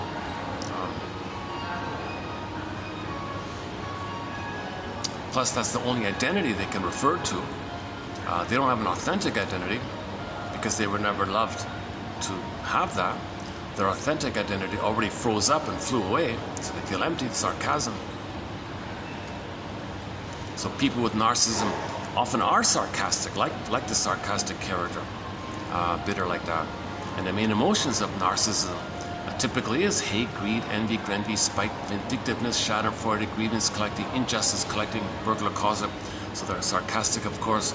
The humorous schadenfreude, of course. Filled with envy, of course. So it's kind of negative like that. Because it's the rebounding rage of the mother. That's why everything's so hostile.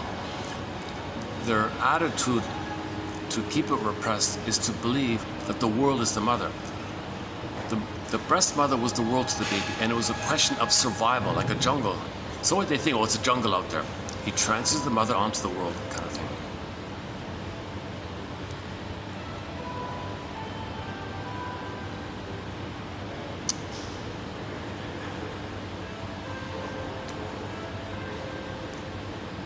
Yeah, I'll double check with the manager. I'll let her know that the new guy is kind of nudging me to leave or something.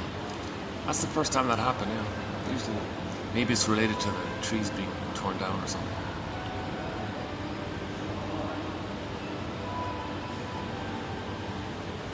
That's okay, because usually it's kind of noisy there anyways, right? The Swan Place is a good spot to go. The Blue Room's a good room to go to. Sometimes I can do it in the park if I take the SkyTrain kind of thing. So as it is, I've got 1, 2, 3 pretty solid spots to go to at the moment. This place is usually booked. I can't usually come here.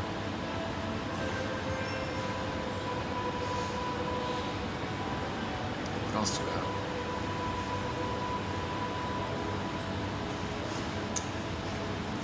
I had another little place, but the music was so annoying. They had this like 1 hour loop of the same old techno thumping, eerie kind of AI garbage. Jesus. I put up with it for a while. It was bad covered too. It felt like, I don't know what it was. It feels like AI generated cover tunes. And it was really, really like chalk on your fingernails on the chalkboard feeling. It had an eerie kind of feeling. I put up with it for, I don't know, almost a year. So I've done a bunch of videos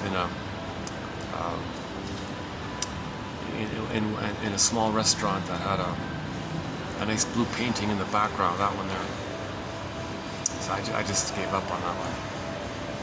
They never change it. They never change it.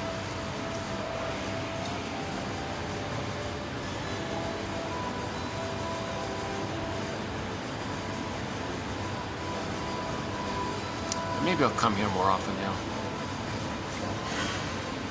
Oh, it's peak tourist season. Maybe that's part of it. Oh, maybe it's... I think it's peak tourist season sometime around this time.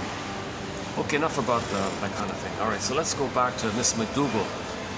So that's an interesting point. So part of the reason around narcissism is that he's still waiting. Okay, timeless. He's constantly waiting to be seen by his mother, but the mother cannot see him because she was never seen herself, because she's doing the same thing. She's doing the same thing. She's busy looking into her mirror. That's all about her. So the kid ends up in the same boat. Okay, that's about it. That's the core point, I think. A quick, handy summary of narcissism can be found in our quotes from Kimberly Harding, You and the Narcissus, a little self-help book. We did 6 videos from that book. It's very clear, concise. Recently, I've been talking about the Carol Burnett show.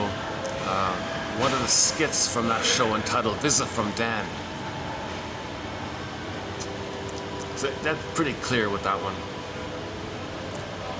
Okay, so in that skit, the famous comedian Carol Burnett plays a housewife named Eunice. So she stays at home all the time, and the husband runs a shop or something. And so she's at home with the mother, and some visitor looking for the husband arrives, a guy named Dan. So he's in there waiting for the fellow. So the 3 of them are in the house like that, waiting for the husband to come back. But he doesn't. The phone rings. It's him. The husband on the phone says to Eunice, "Dear Eunice, I'm calling you from the airport. I fell in love with the waitress and I'm leaving.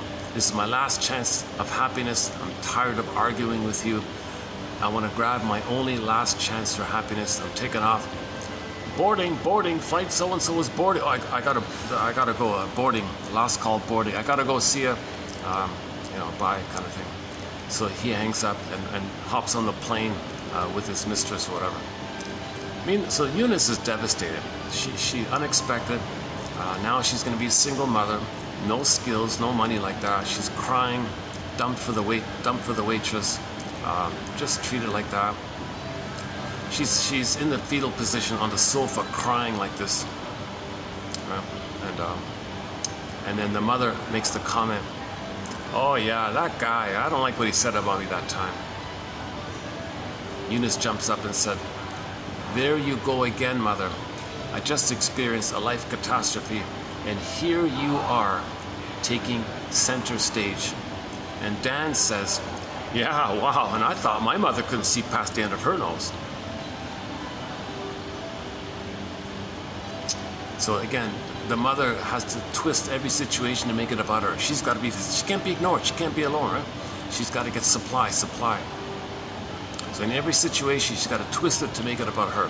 She's got to be important, mirror, mirror on the wall, who's it all about? So in this case, it should be about the daughter grieving at the loss of everything. Mother just thought about, how do I turn this situation to me? I'll think about the thing he said about me and complain about that. So he makes it about her. A little while later, the Dan guy says to Eunice, "Yeah, Jim, really sorry. Like this, for you like this. But keep in mind, they say that, the truth is, a lot of people say, and I think it's true, that when one door closes, another door opens. In the interim, Eunice, you're going to find parts of yourself that you didn't know you had. You're going to reclaim parts of yourself, and you're going to become the free creature you were meant to be, like that." So he was giving her like a little pep talk, a little encouragement like that, treating her like a human being, validating her feelings, kind of in that area, right? Now the mother freaked out at this. She charged across the room, stepped in front of Dan, and said to him, "Look, whoever you are, I don't know what spaceship you came off of, but back off here." Whoa. So the reason the mother freaked out, because Dan was doing a fatherly kind of thing, quote-unquote Oedipal kind of thing, to help the daughter leave the orbit of the mother and be free. That's the Oedipal thing, the triangle thing. So she freaked out and wanted to interrupt that. A lot of narcissistic mothers don't allow a connection between the kid and the father because she wants to gobble up the kid to get supply. So she tried to interrupt Dan from helping Eunice to be healthy, to be healed, to be free, to be the free creature, like you said. And then Eunice sparked back a little bit. "Mother, this Dan here, we barely know him. And you notice something? He's kind of talking to me like I'm a human being, really. Something you, mother, have never done. The mother can't do it. The mother cannot talk to her daughter like a human being. That's the whole mess between the two of them. So, in other words, the mother wanted Eunice to be dysfunctional, divorced, a mess, poor. Because if she's unhappy and she's in pain, okay, and she's helpless, that means she's going to be dependent on the mother. So she'll always turn to the mother because she can't be autonomous. The mother wants this arrangement because she'll use this arrangement as a source of narcissistic supply, attention, energy, focus, spotlight, where it's all about her. She wants the daughter to come to the mother. Mother, I got a problem. What do I do here? Mother feels important. Yeah, she has some kind of narcissistic status like that.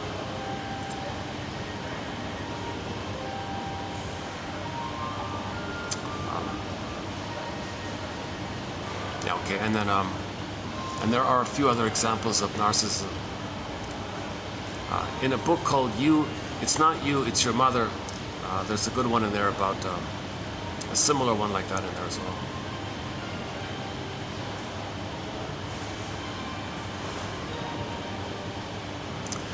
So all of the personalities that develop when the trauma or the freezing takes place prior to 18 months of age, the bully pattern, Iago pattern, okay, all of the various narcissistic patterns, not just the over cookie cutter familiar dime a dozen exhibitionistic one, and the branch of it, the Don Juan, the Playboy one, okay, but also the voyeur one, the passive aggressive narcissist, the voyeur narcissist, the clinging vine narcissist, the turtle narcissist, and a few others. So there's variations of the narcissistic pattern.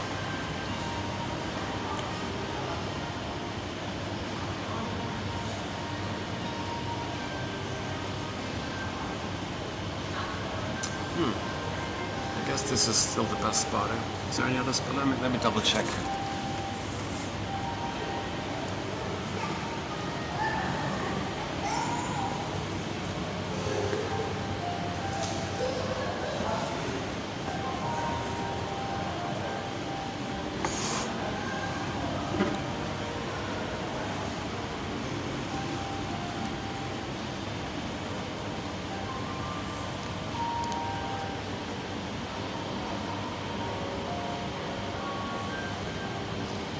Maybe I won't go to the sixth floor for a while, give it a break kind of thing.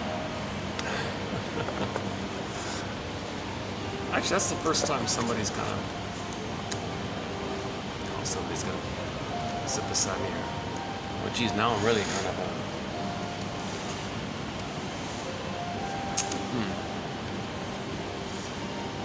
What if I just do this? Maybe I can just turn. Let me try this one.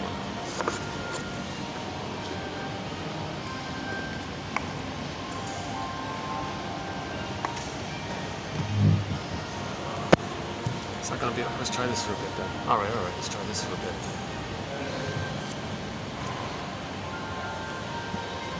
Oh, there's a pillow here. All right. Oh boy, I'm being a little on the silly side. So, however my delivery comes, today is not one of my better deliveries, clearly.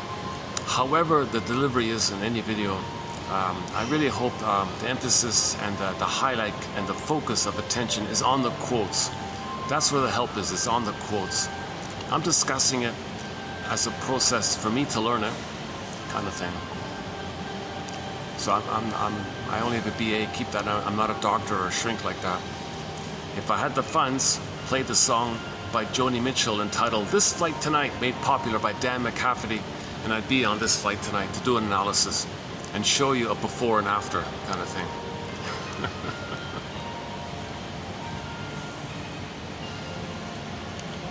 So the give back for these videos is you'll get the quotes below, and for the price of a you-know-what, you can get this whole collection.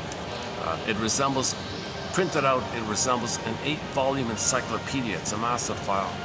Excellent resource for anybody in their life. Nothing like it out there at all. Zilch, not even close. Jesus. I don't know, way down in second place I guess might be Laponche and Pontalus's dictionary of terms called The Language of Psychoanalysis. So, and we've already incorporated the best entries in our collection. Another way down in third place, I mean way down in third place, I'm talking, it's a book called Wit and Wisdom in Dynamic Psychotherapy by Gregory Bauer. He's got like a collection of quotes in there. If you take away the Freud, the disturbed translation of Freud, from what you have left, a couple of hundred left, I plucked out the few good ones in there in our collection. Our collection includes quotes from film and TV shows that no one has mentioned. For example, go to $25.99. You'll find 11 excellent quotes from the classic show Route 66, which nobody's recorded. I hand wrote it out. Hit the pause button. There were no. The DVD I had no subtitles or anything. I had to like pause and write it out or something.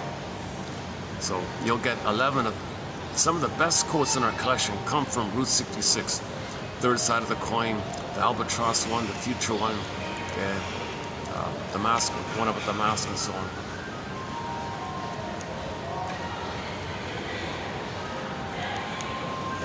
Actually, there is another spot I can go to. It's getting busier here. Why don't I?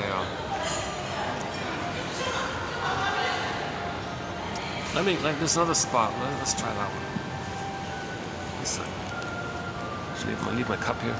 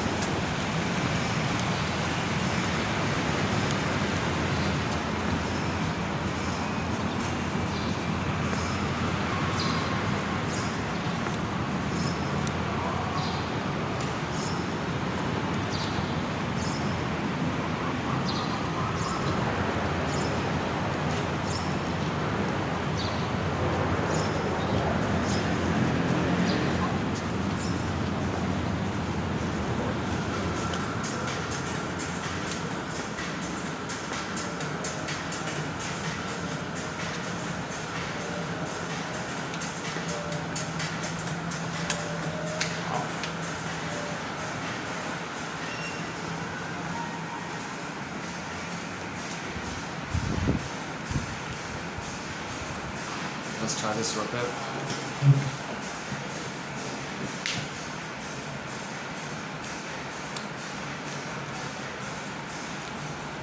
Okay, so the commonality of distinctive personality patterns is, of course, narcissism in terms of identity. So whatever the behavior is, the underpinning is always going to be a narcissism. It's all about them.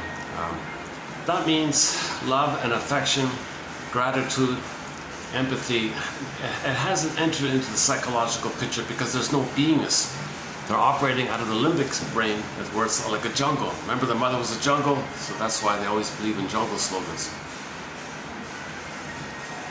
They live by jungle slogans because they transfer that immense fear with the mother onto the world. So they shame the planet because the planet's them, then flip-flop, the planet's the mother, and they're angry at the planet. As above, so below. So Michael Jackson says, if you want things better outwardly, well, you got to heal inwardly, you know. So Ann Teachworth has a famous, pretty good exercise called the 3-chair exercise in her book, Why We Pick the Mates We Do. It's pretty good, I think. I highly recommend that book, Why We Pick the Mates We Do by Ann Teachworth.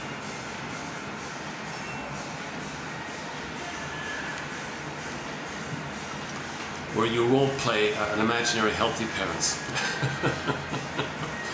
You pretend you're a healthy father talking to a healthy mother, and you play both those roles, making I statements, apologizing, having fun together.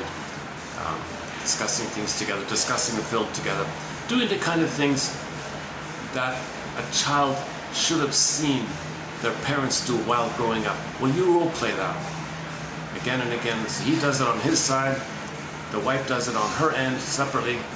After a few months, they find themselves referring to this newer alternative imprint, which is healthier, and they want that healthier way. Then the relationship will be healthier to reflect the new inner state of something healthier within, created by the exercise. It's not perfect, but it leans towards it leans towards building esteem when you do something healthy. So you imagine healthy parents, it leads to that kind of thing. So it takes a while to run through that one. So another commonality of the stinger personality patterns is that they can't come from an authentic place. That means they can't tell you the truth about what's real about them. That means they can't make I statements. They can't free associate. They can't tell you what's going on. Like, they can't be vulnerable like that. Trust, vulnerability, no way, forget it. They got to see it externalized. They got to shame him to boot, to keep repressing it. So they reject the quote-unquote feeling side of being human, the quote-unquote more human side of being human. They just want to play infantile God and play out their personality structure, which is like a swoon. It's like a hypnosis. Okay, like Bugs Bunny with the watch, he's hypnotized. He repeats. He's hypnotized. So he's doing the same thing over and over again. Can't mourn. There's no beingness, so he can't mourn. If there is a loss, denial, contempt, sour grapes, you need them anyways. Devalue them. That means you devalue yourself. Then you have your mother. So you have the pleasure of being one with the mother. So he's married to mom. Stinger personality patterns are married to mom. Right? Mother complex. They can't love because there's no beingness there to love. The relationships are based on somebody being there to shame, somebody to play them to shame, and then flip-flop to see the one that you shamed as the mother. So they need somebody to shame and hate, to externalize what's within like that. So the stingers might marry a clinger for that purpose. The clingers don't know about it, and it takes them a while to figure out what's going on. And then they finally leave and write a self-help book entitled Codependent No More. Or if two stingers get together, they have an immense need to scapegoat one of their children. So one common pattern is that the firstborn, if two stingers get married, they might support the first kid, hoping that the kid can be a star, to be seen, the hero. So they can vicariously think that they're a star, seen, the hero, or it's all about them. So they live vicariously through the first kid. So they might support the first kid, best schools, best money, best this, best books, best whatever. And they want that kid to be successful so they can feel seen if the kid is seen. That doesn't work. Even if he is seen or whatever, that doesn't heal them. So now Diablos, okay, now Howling Man. During that time, okay, the devil guy was caged, right? When the second kid is born, they want to release it out onto the second kid, so he's going to be scapegoated. Yeah, you got to watch Howling Man to understand what I'm talking about here. Twilight Zone, season, oh jeez, was it season 2 or something? Season 2, episode 5 or 9 or something like that. Anyways, look up Howling Man Twilight Zone, the original one, with Rod Serling and all that. So when the second kid comes on the scene, there's too much pent-up frustration, rebounding aggression within them. He's got it, she's got it. They don't direct it at each other. So the deal is, the mother is going to fail the kid, make him naughty, set it up, create the conditions, allow the child to be naughty, to give the parents the excuse, the cloak, the camouflage, called spare the rod, to blow off steam onto the kid. So they say, oh, well, he's being naughty here. They made him naughty on purpose to set it up so they can blow off steam on their mother. So they actually see the scapegoated kid as their mother, believe it or not, in their unconscious fantasy.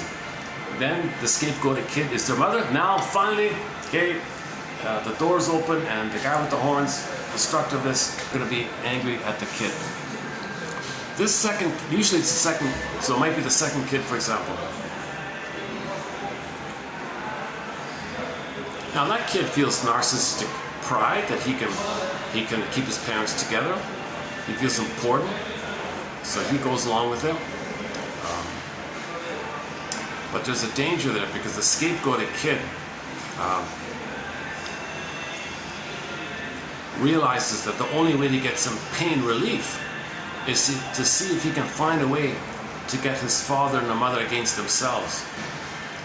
So he may grow up and transfer that mess his whole life, and what he does is spread rumors against others to get others against themselves, and he feels relief. Okay, for more on this point, go to Murray Bowen's theory about the triangle, the comic psychoanalysis, okay, the case history of the guy named Freddie, and our quotes here on scapegoating, of course, and the roles children play in a family system. So one child is the scapegoated kid. So the first kid might be like the hero, the second one's scapegoater. The third one might be kind of ignored or something, so he's lost, goes in the library or something. The fourth one feels, sometimes the fourth one becomes the mascot because there's so much hostility, and if he fools around, makes everyone laugh, he thinks he has a role to be the mascot or something. That's just one possible scenario. But the point is, if the parents are stingers, chances are one of their children will be, if it's an only child, he's got a heavy burden because the only child, maybe at first the expectation was high, but then he'll be scapegoated, maybe like that. So only children have a lot of stress, I think.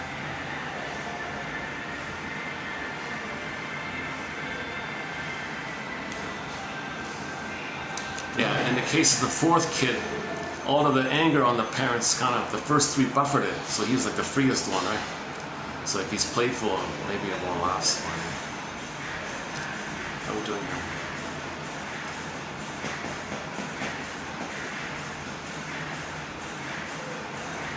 Well, this is the tiredest video I've done in a long time. I'm really absent-minded today.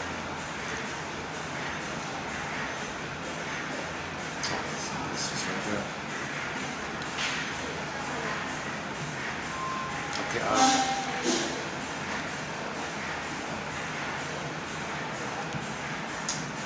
where are we?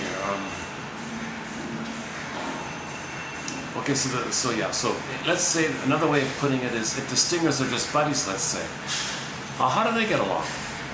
Well, if the two stingers are just buddies, let's say, the first thing they do is decide on who are they going to hate. Who are they going to shame, ridicule, and hate? So they decide on a third. That's the triangle issue. They can't direct their energy and anger on each other. So they want to do a utilitarian thing where you get a turn playing big shot and I'll get a turn playing big shot, and that's it. Anything real will dump onto the third. If we feel shame, the third will be shame. If mother's dangerous, the other one's dangerous. So anything real will put onto the third. So first thing, they set it up. So they get together. Who we gonna agree to scapegoat? Doesn't matter who it is. Who or what, or an entity, a company, or a people, or this, or that person, or people from a certain place. Or they just make up anything. They just agree. Okay, we'll agree. Good. So now it's set up. Now they've got it set up, then they take turns playing big shot. All right, you get a turn playing infantile god. I get a turn playing infantile god. And that's kind of set up like that. If they break the deal, if they bring up something real between them, oh, poof, they ghost each other. They don't call each other anymore. You broke the deal. You broke the contract. Anything real about anger, we got to dump it on the third.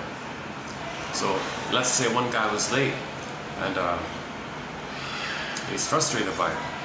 He should make a joke about the scapegoater one to blow off steam. But let's say, you know, he came late and You know, that reminded me of my childhood. Oh, friendship's over, quote unquote, friendship's over. You don't direct anything real. You can't make I statements. You don't free associate. Nothing's vulnerable. Nothing's real between the two. He's got a bubble, she's got a bubble, and you don't want to. He's trapped in his mirror. He's trapped in his mirror. So.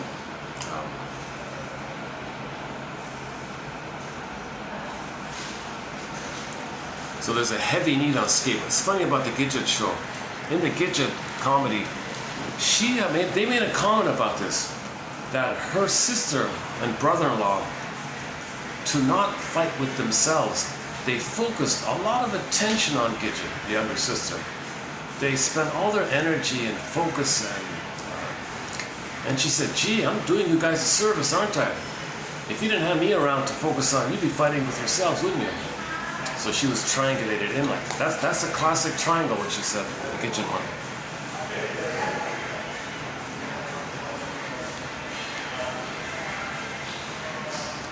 Not all of the Gidget episodes have a psychological message to it.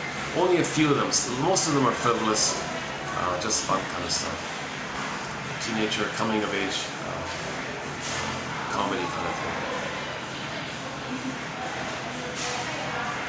But Ego A Go-Go was not bad. There's one episode about Narcissus. They did one episode on the theme of narcissism, where basically everybody was making it all about them. And then one line in there was, well, boys and girls are different, thankfully, but when it comes to narcissism, it's everybody's dance. Kind of an Ego A Go-Go. A dance called Ego A Go-Go, everybody's dance.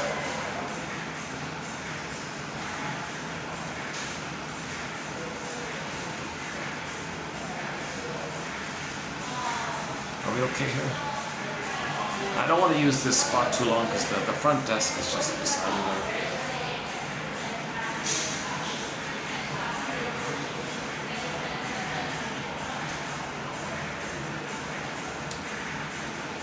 Yeah, it's busy. It's busy. Today's only, what's today? Today's Wednesday, right? Wednesday.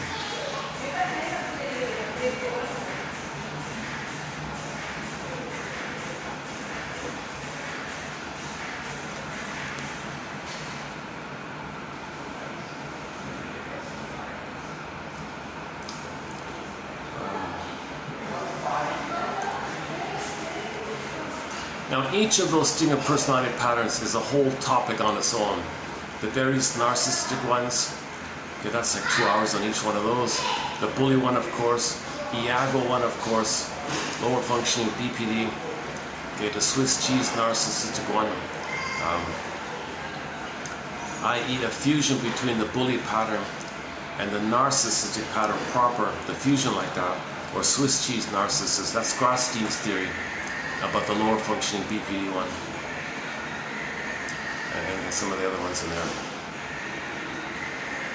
The core issue, the core basic fault with distinct personality patterns is the mother didn't treat the baby like a human being and meet the baby's needs accordingly. Something happened there. The mother was impaired. She didn't have a beingness herself. As mentioned earlier, she was trapped in her mirror.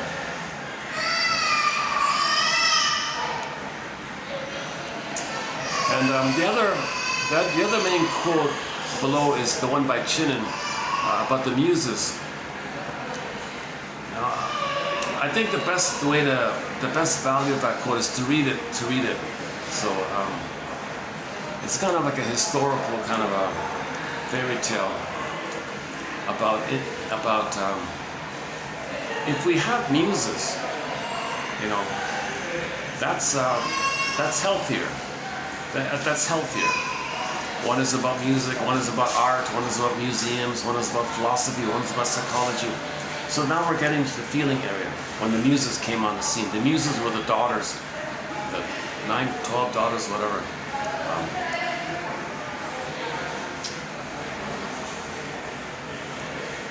So the story is a nice reminder that we live to the extent that we feel. And the muses were all in the area of the feminine principle, the feminine element. So art is the pictures of your feelings commonly. dream interpretation is telling you that it's like this in your soul today.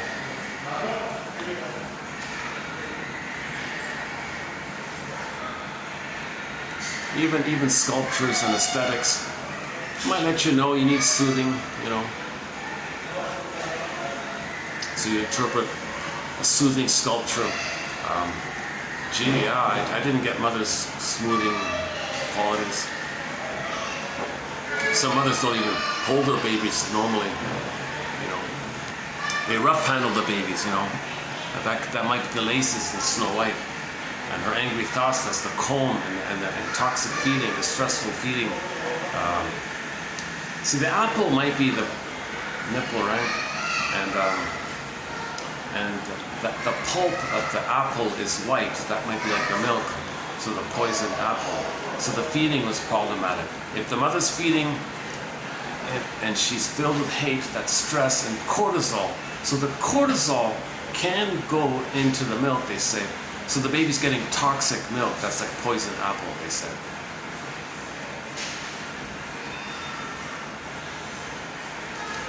So babies need to be held smoothly. That's missing.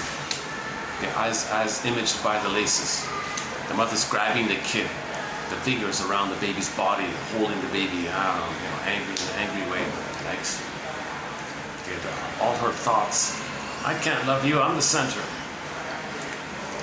I don't feel safe with you. I only feel safe if I destroy your goodness, because mother destroyed my goodness, and I got to do that to mirror my mother. Then I feel safe. So there's a lot of hostility like this. Don't expect goodness, my child. I had goodness. Look what happened to me. I don't remember this. I got to reject your goodness the way my goodness was rejected. For me to have a mother, an identity, and a connection to the mother, and a hope that one day I'll save her, fix her, and get mother's love. Repetition compulsion. Negative magic gesture.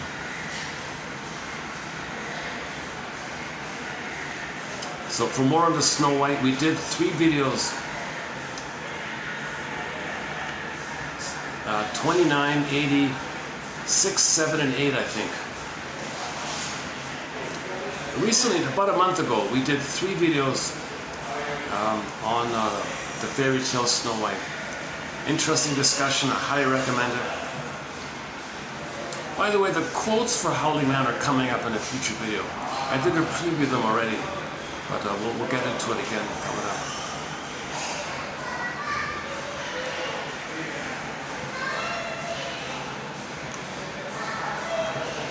Yeah, focus on the muse's image. It's a nice image. It's a...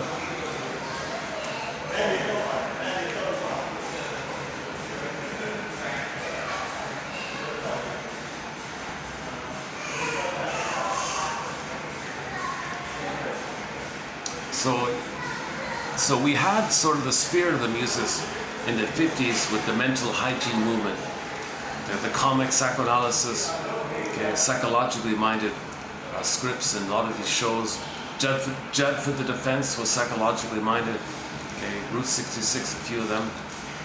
Even The Fugitive. Richard Kimball is a fugitive from the justice he seeks. That's the baby. The baby is a fugitive. He feels like a criminal.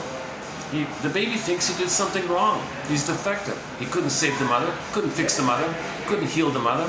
He's guilty. Always guilty. He's a criminal running from the mother he's seeking. What a mess.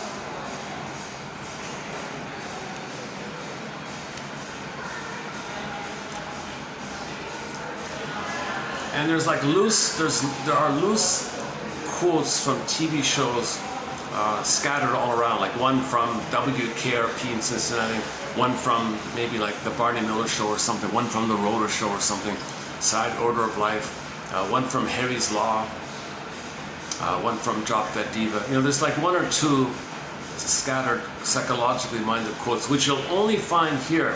You won't find them anywhere. No one bothered to write it down. No fan book. No fan club even wrote it down. Even the description and the trivia section and the quotes section of these shows don't even mention it. The whole purpose of these episodes is to deliver. The whole thing is sort of set up to get a message across, you know.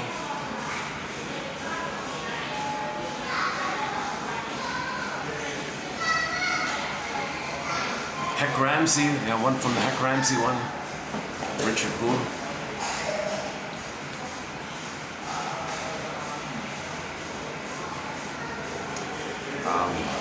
The woman said to the man, "Don't worry, I'm emotionally available. The past is to be remembered, not lived as the present." Because the man didn't want her to treat him like her mother because he was getting older. "No, don't worry. The past has been captured, identified, mourned, recognized, accepted. Now I can live in the present." The Harry's Law one, the law is the wisdom of the ages wrapped in the opinion of the moment.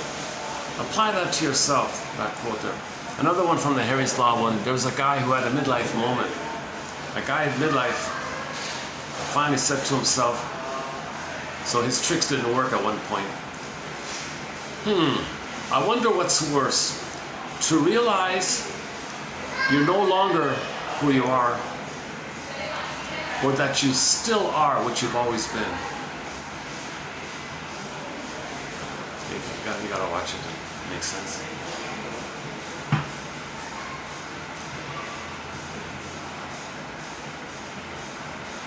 Do we have one from Ally McDougall? Is there one in there? Maybe one in there. Twilight Zone. We got a whole bunch from the Twilight Zone now. Yeah, that's been a rich source of psychologically minded quotes. The Twilight Zone, it's speculative fiction. It's like a play, like a short story on stage. Even though the production is sometimes low budget or something, but 10% of those episodes deliver a psychological point, deliver a message. Howling Man. So if you want to understand what all this EVIL is about, it's your rebounding aggression, locked in and then released when the door's open. You want to get it back in, release like that. And then Forbidden Planet to tell you that the image is within.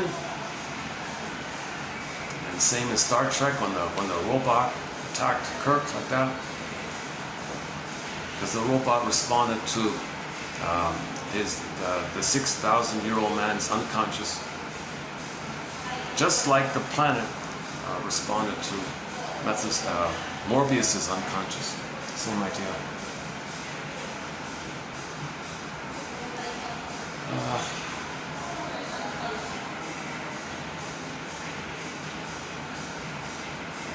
I'm out of it today. I'm really like not present at all today.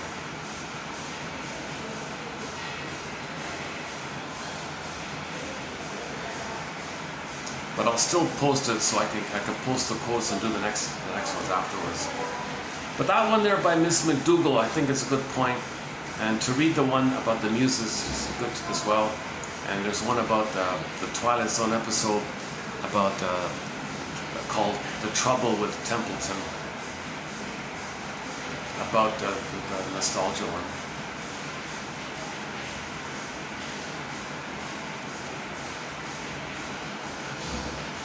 My days are filled with ennui, he said. There again with the ennui, he was so bored, right?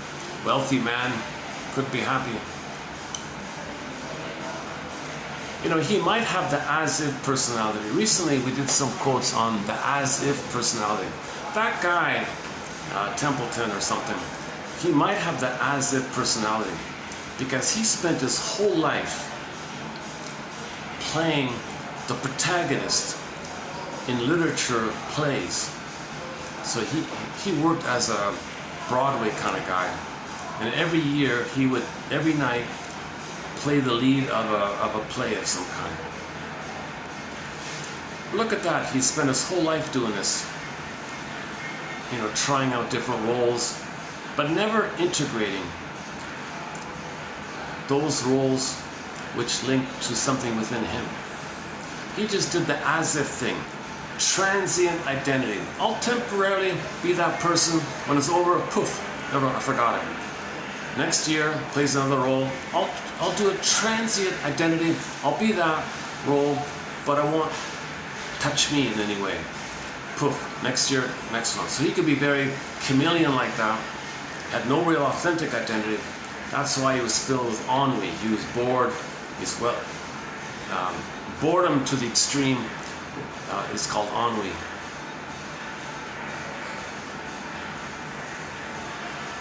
Usually ennui is for the wealthy because they've got everything. They're not bored because they have no chance to gobble up. They've gobbled up everything. The guy owns a mansion and a castle and acres and farms and, you know, he's got it all kind of. He's got $1 billion, whatever. I'm ennui. Look at that, eh?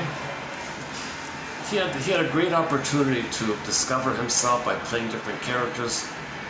Nothing. He was the same grumpy, miserable, fake, shallow, empty kind of narcissistic, shallow kind of character. Boring character, a tedious character, a snoozeville kind of character. So it fit in that way.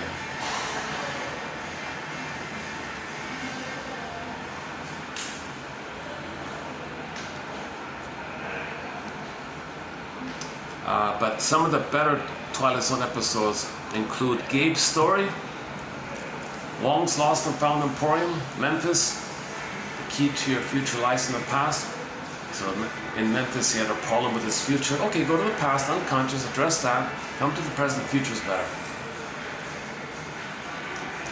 The idea of the Saturday episode was excellent. The actor was also, like the Templeton, not too believable, a little annoying, a little cynical. But the idea was good, Saturday, that the healing journey can be described in 7 parts. And those 7 parts were named or are named after the days of the week. Sunday, Moan Day, Doomsday, Wound Day, Thorn Day, Free Day, and finally your false narcissistic delusion shatters away on Saturday. So they show you the ending of it all. The free day and the Saturday, the free day and the Saturday. They don't show you the lead up to it, but so it's about the double motif, about the authentic self occupying the condo. So there was a condo, and finally, okay, the authentic self occupied the condo. So the condo is the body of a person. Who's going to house? Who's going to live in the body? Who's going to live in the condo? Well, the authentic self came in. I mean, I'm talking about the spirit, not what you see, not what was shown cynically a little bit, but and unbelievably with the character like that. But the idea, I'm just talking about the idea, was you got a condo, and finally, so it was empty, right? So finally, the authentic self housed the person. So the beingness came back. The beingness was in the condo. So the person had his beingness, his authentic self. So you got to get used to that. You got to tolerate that. Meanwhile, the false self, the fake self, they call it the weasel guy.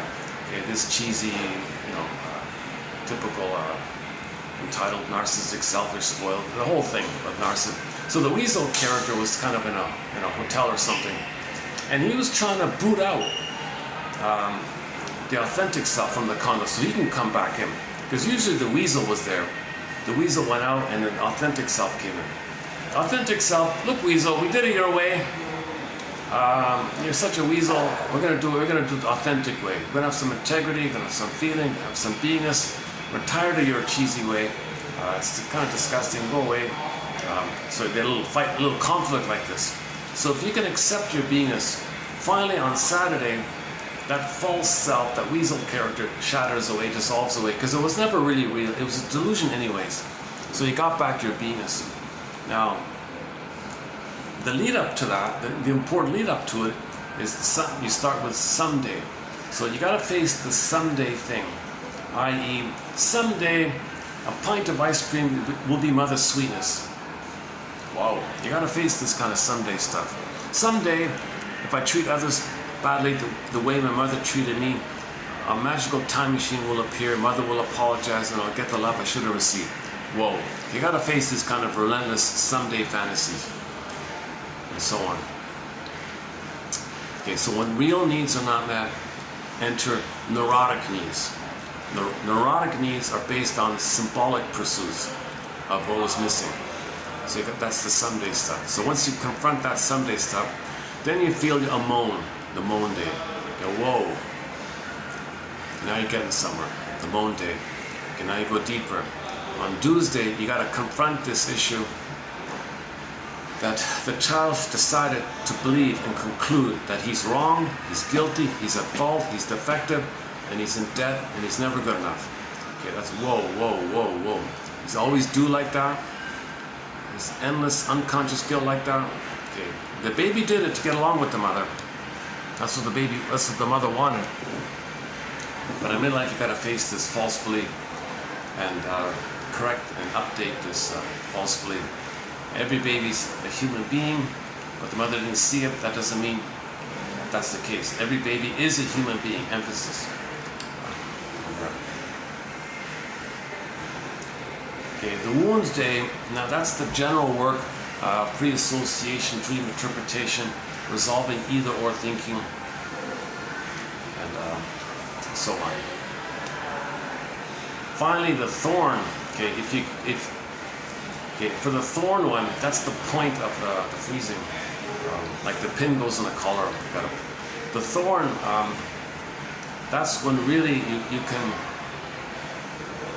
feel safe enough to admit the pain, and it's released. So the release, the pulling of the thorn,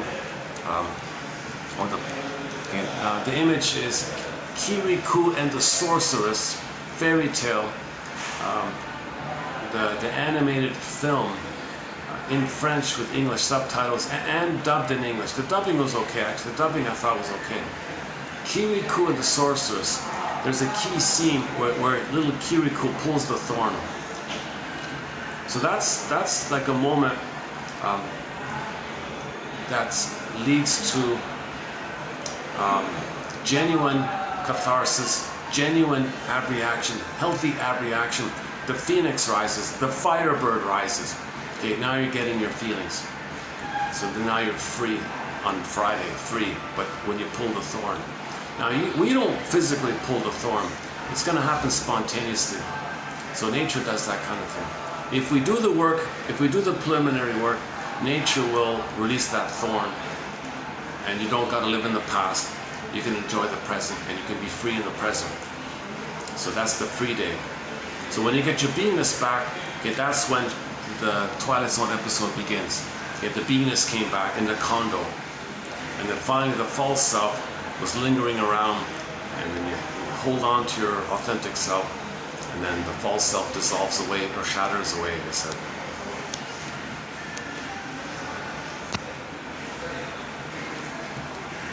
A teaser, sort of a bit of a little teaser to this idea is another show by the Twilight Zone called A Nervous Man in a $4 Room. It's not a great episode, but there's a little bit of that idea about the authentic self showing up on the scene. So in that version, they had some weaselly kind of guy, likewise,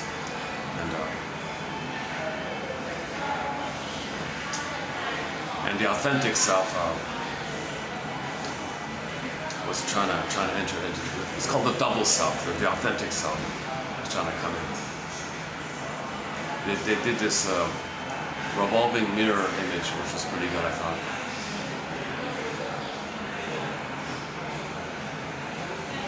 A little gloomy to watch, but the idea was not bad. Yeah. So Saturday. The Gabe story, oh, that's a great one with Gabe's story about facing the template, the repetition compulsion, and the jumpsuit man. Okay, let's save it for another time. And Wong's Lost and Found Emporium, I think, is probably the best episode that I've seen so far. How are we doing now? I've done this past 2.5 hours for me. I've been in a bit of a half sleep. I've been in a half sleep doing this whole video. I think what happened was I didn't get a full rest, and I'm kind of pushing through. My body wants to kind of have a nap or something, but I'm pushing to stay awake, kind of thing, because I didn't get a full sleep yesterday, kind of thing. So once again,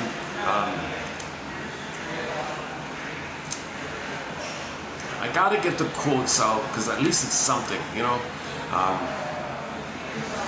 If I were to say, well, since I can't do a nice, smooth, professional delivery, well, then don't do it at all. That's like an all or nothing kind of thing.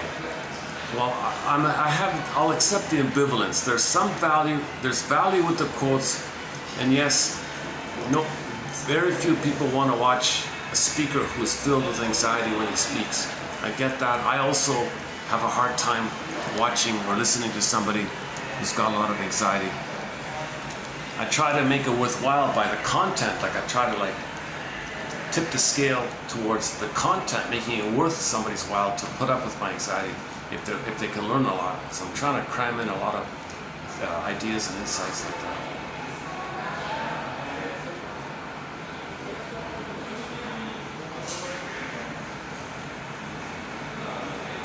It's a resource for anybody in midlife. Just spend 10 minutes a day.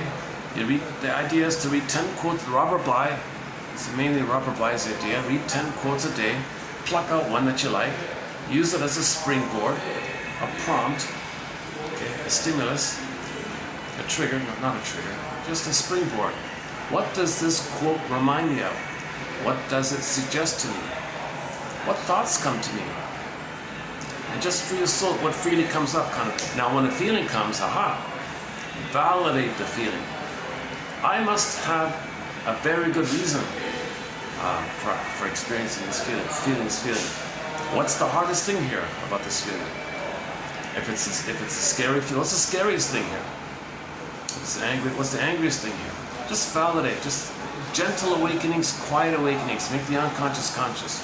Free association. 10 minutes a day, it's good enough, gentle. You don't push this kind of thing.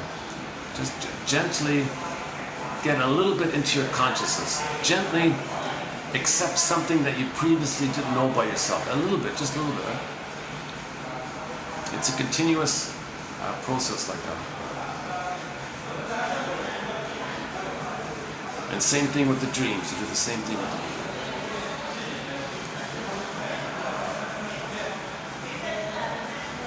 I highly recommend the Janoff quotes 2745 to 70, done a year ago at this time. Exactly 1 year ago, right at this time, we posted the Janoff quotes. I feel like Janoff was famous with the first book, the worst book, and then he got ignored after that. But the good books came after that.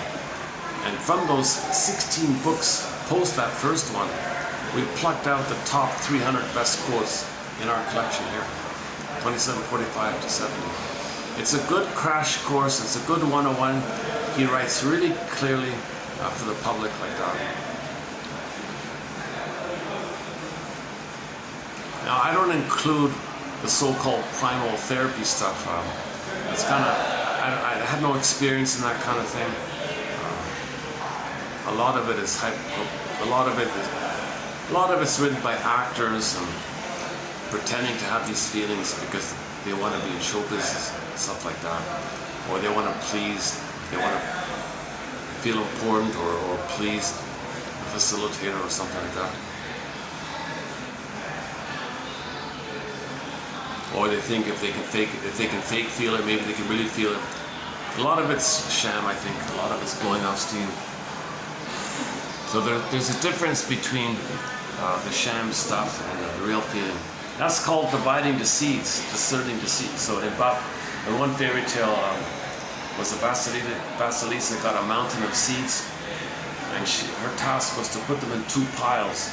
And that's discerning. It means discerning real feelings based on real needs underlying them that are unmet. From the feeling self, the middle brain, the body brain, versus the limbic system and the sensations around neurotic needs being met or unmet, and the sensations that are on that, which we also call feelings. So there's a difference between joy and sadness in the Disney film and fear, anger, disgust, etc. In the limbic system. So we have two feeling systems, right? The visceral sensations of the stress response, amygdala stuff, and the golden ball area of the feeling and loving place.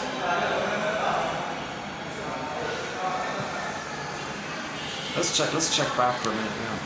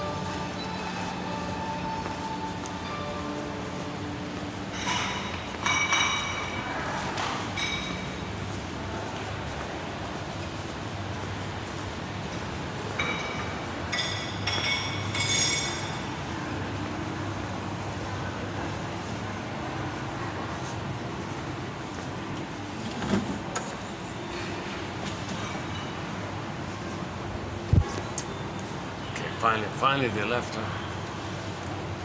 So, how's the lighting here? Is the lighting more not too good, eh? Gotta get better lighting. It's always hard to get proper lighting. Maybe here, huh? What about just here? Is that better like this? A little bit.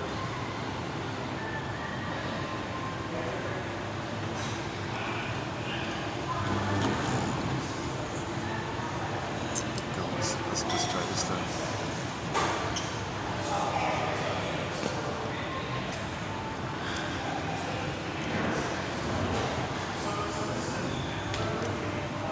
I got it. Can I turn off the screen? Jesus Christ. Is there a screen here?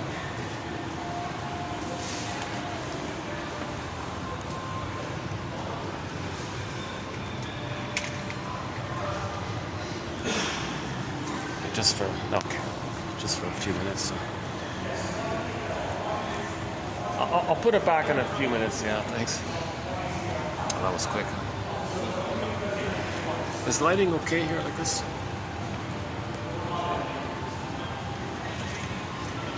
Well, that's not bad. Okay, that's doable for a few. Yeah, it's nice to get the cherry blossoms, eh? It's pretty cool, eh? Yeah, I love the cherry.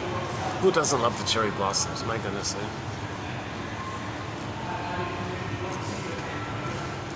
Yeah, okay, so what, yeah, in another video, I'll redo Gabe's story. That's really a great one, Gabe's story. What? I highly recommend those two, Gabe's story and Wong's Lost and Found Emporium. Gabe's story is a little more vivid and maybe a little more clear. So I would say maybe first watch Gabe's story, actually.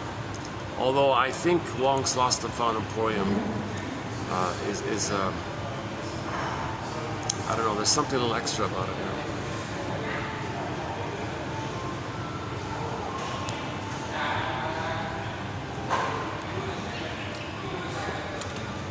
And the Twilight Zone reboots are good, so it's I'm referring to episodes from all 4 sets, the original set and 3 reboots. Is that right? So I'm still watching them. It's still too dark here. Not enough light around. Can't get proper light. Is that the best light I can get?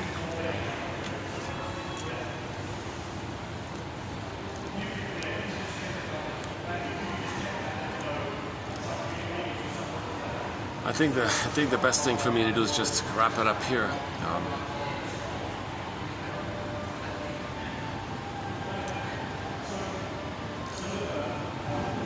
Gradstein, Ogden, Slany, Guntrip, okay, Althea Horner. Coming up, Lavinia Gomez, I think. Okay, Masterson. So they synthesize and teach object relations theory. Basically, the current term for psychoanalysis is object relations theory. The study, oh Jesus, oh yo, oh jeez, oh there's a gruesome kind of an ad in front of me here. That's the problem with these huge jumbo flashing things. So they do these subliminal, they do these kind of shocking, get your attention kind of things. Hey, let's try upstairs. Yeah, okay.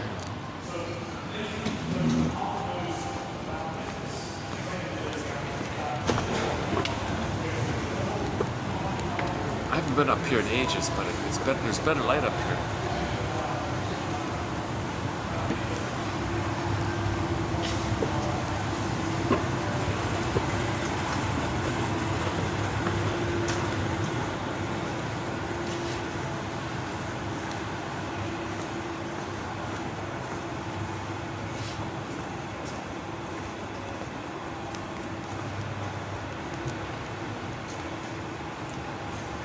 Let's just find a spot here. Okay, let's just find a spot here. I don't want to freak out the shop tenants or anything. Yeah, okay, here's okay. Hey, actually, look at that, eh? That's not gonna work. Yeah, it doesn't work. Okay, let's wrap it up here, yeah. So, Gabe's story, highly recommend that one. Object relations theory is the study of the internalization of interpersonal relationships. So the baby's relating to his mother, obviously, he's going to record it. This is called the endopsychic structure, intrapsychic structure, a template, schema, working model, internal working model, okay, blueprint, traumatic script, intrapsychic society or something. I don't use subpersonalities, I don't even use ego states. The shrink called it internal objects, okay, some people call it complexes, okay, whatever. So it's a working model. This model, okay, is kind of set in, and you're gonna see everything in your life through the lens of this model. You're gonna interpret everything through this model. It's your working model. It's your understanding of you and your mother and how to cope and how to survive. How did you survive with the mother? You're going to apply that all your life kind of thing. Now, if the mother was neurotic and a mess like that, then your life is going to be dysfunctional accordingly. As above, so below. Inside out. So psychoanalysis or object relations theory is the study of this kind of thing. And maybe on that note, I'll just end it up here before I start. before I get even more tired here. So yeah, so the quotes are posted below. I think the McDougall one is good and the Chinner one is not bad about the muses. And we'll pick up in the next video. I'll be more refreshed and energized. I'll bring the music. We'll open up with some Cashin or some maybe Anne Shell or something like that. And I'll see you next time with the music player. For the love of narrative medicine. I'll see you next time.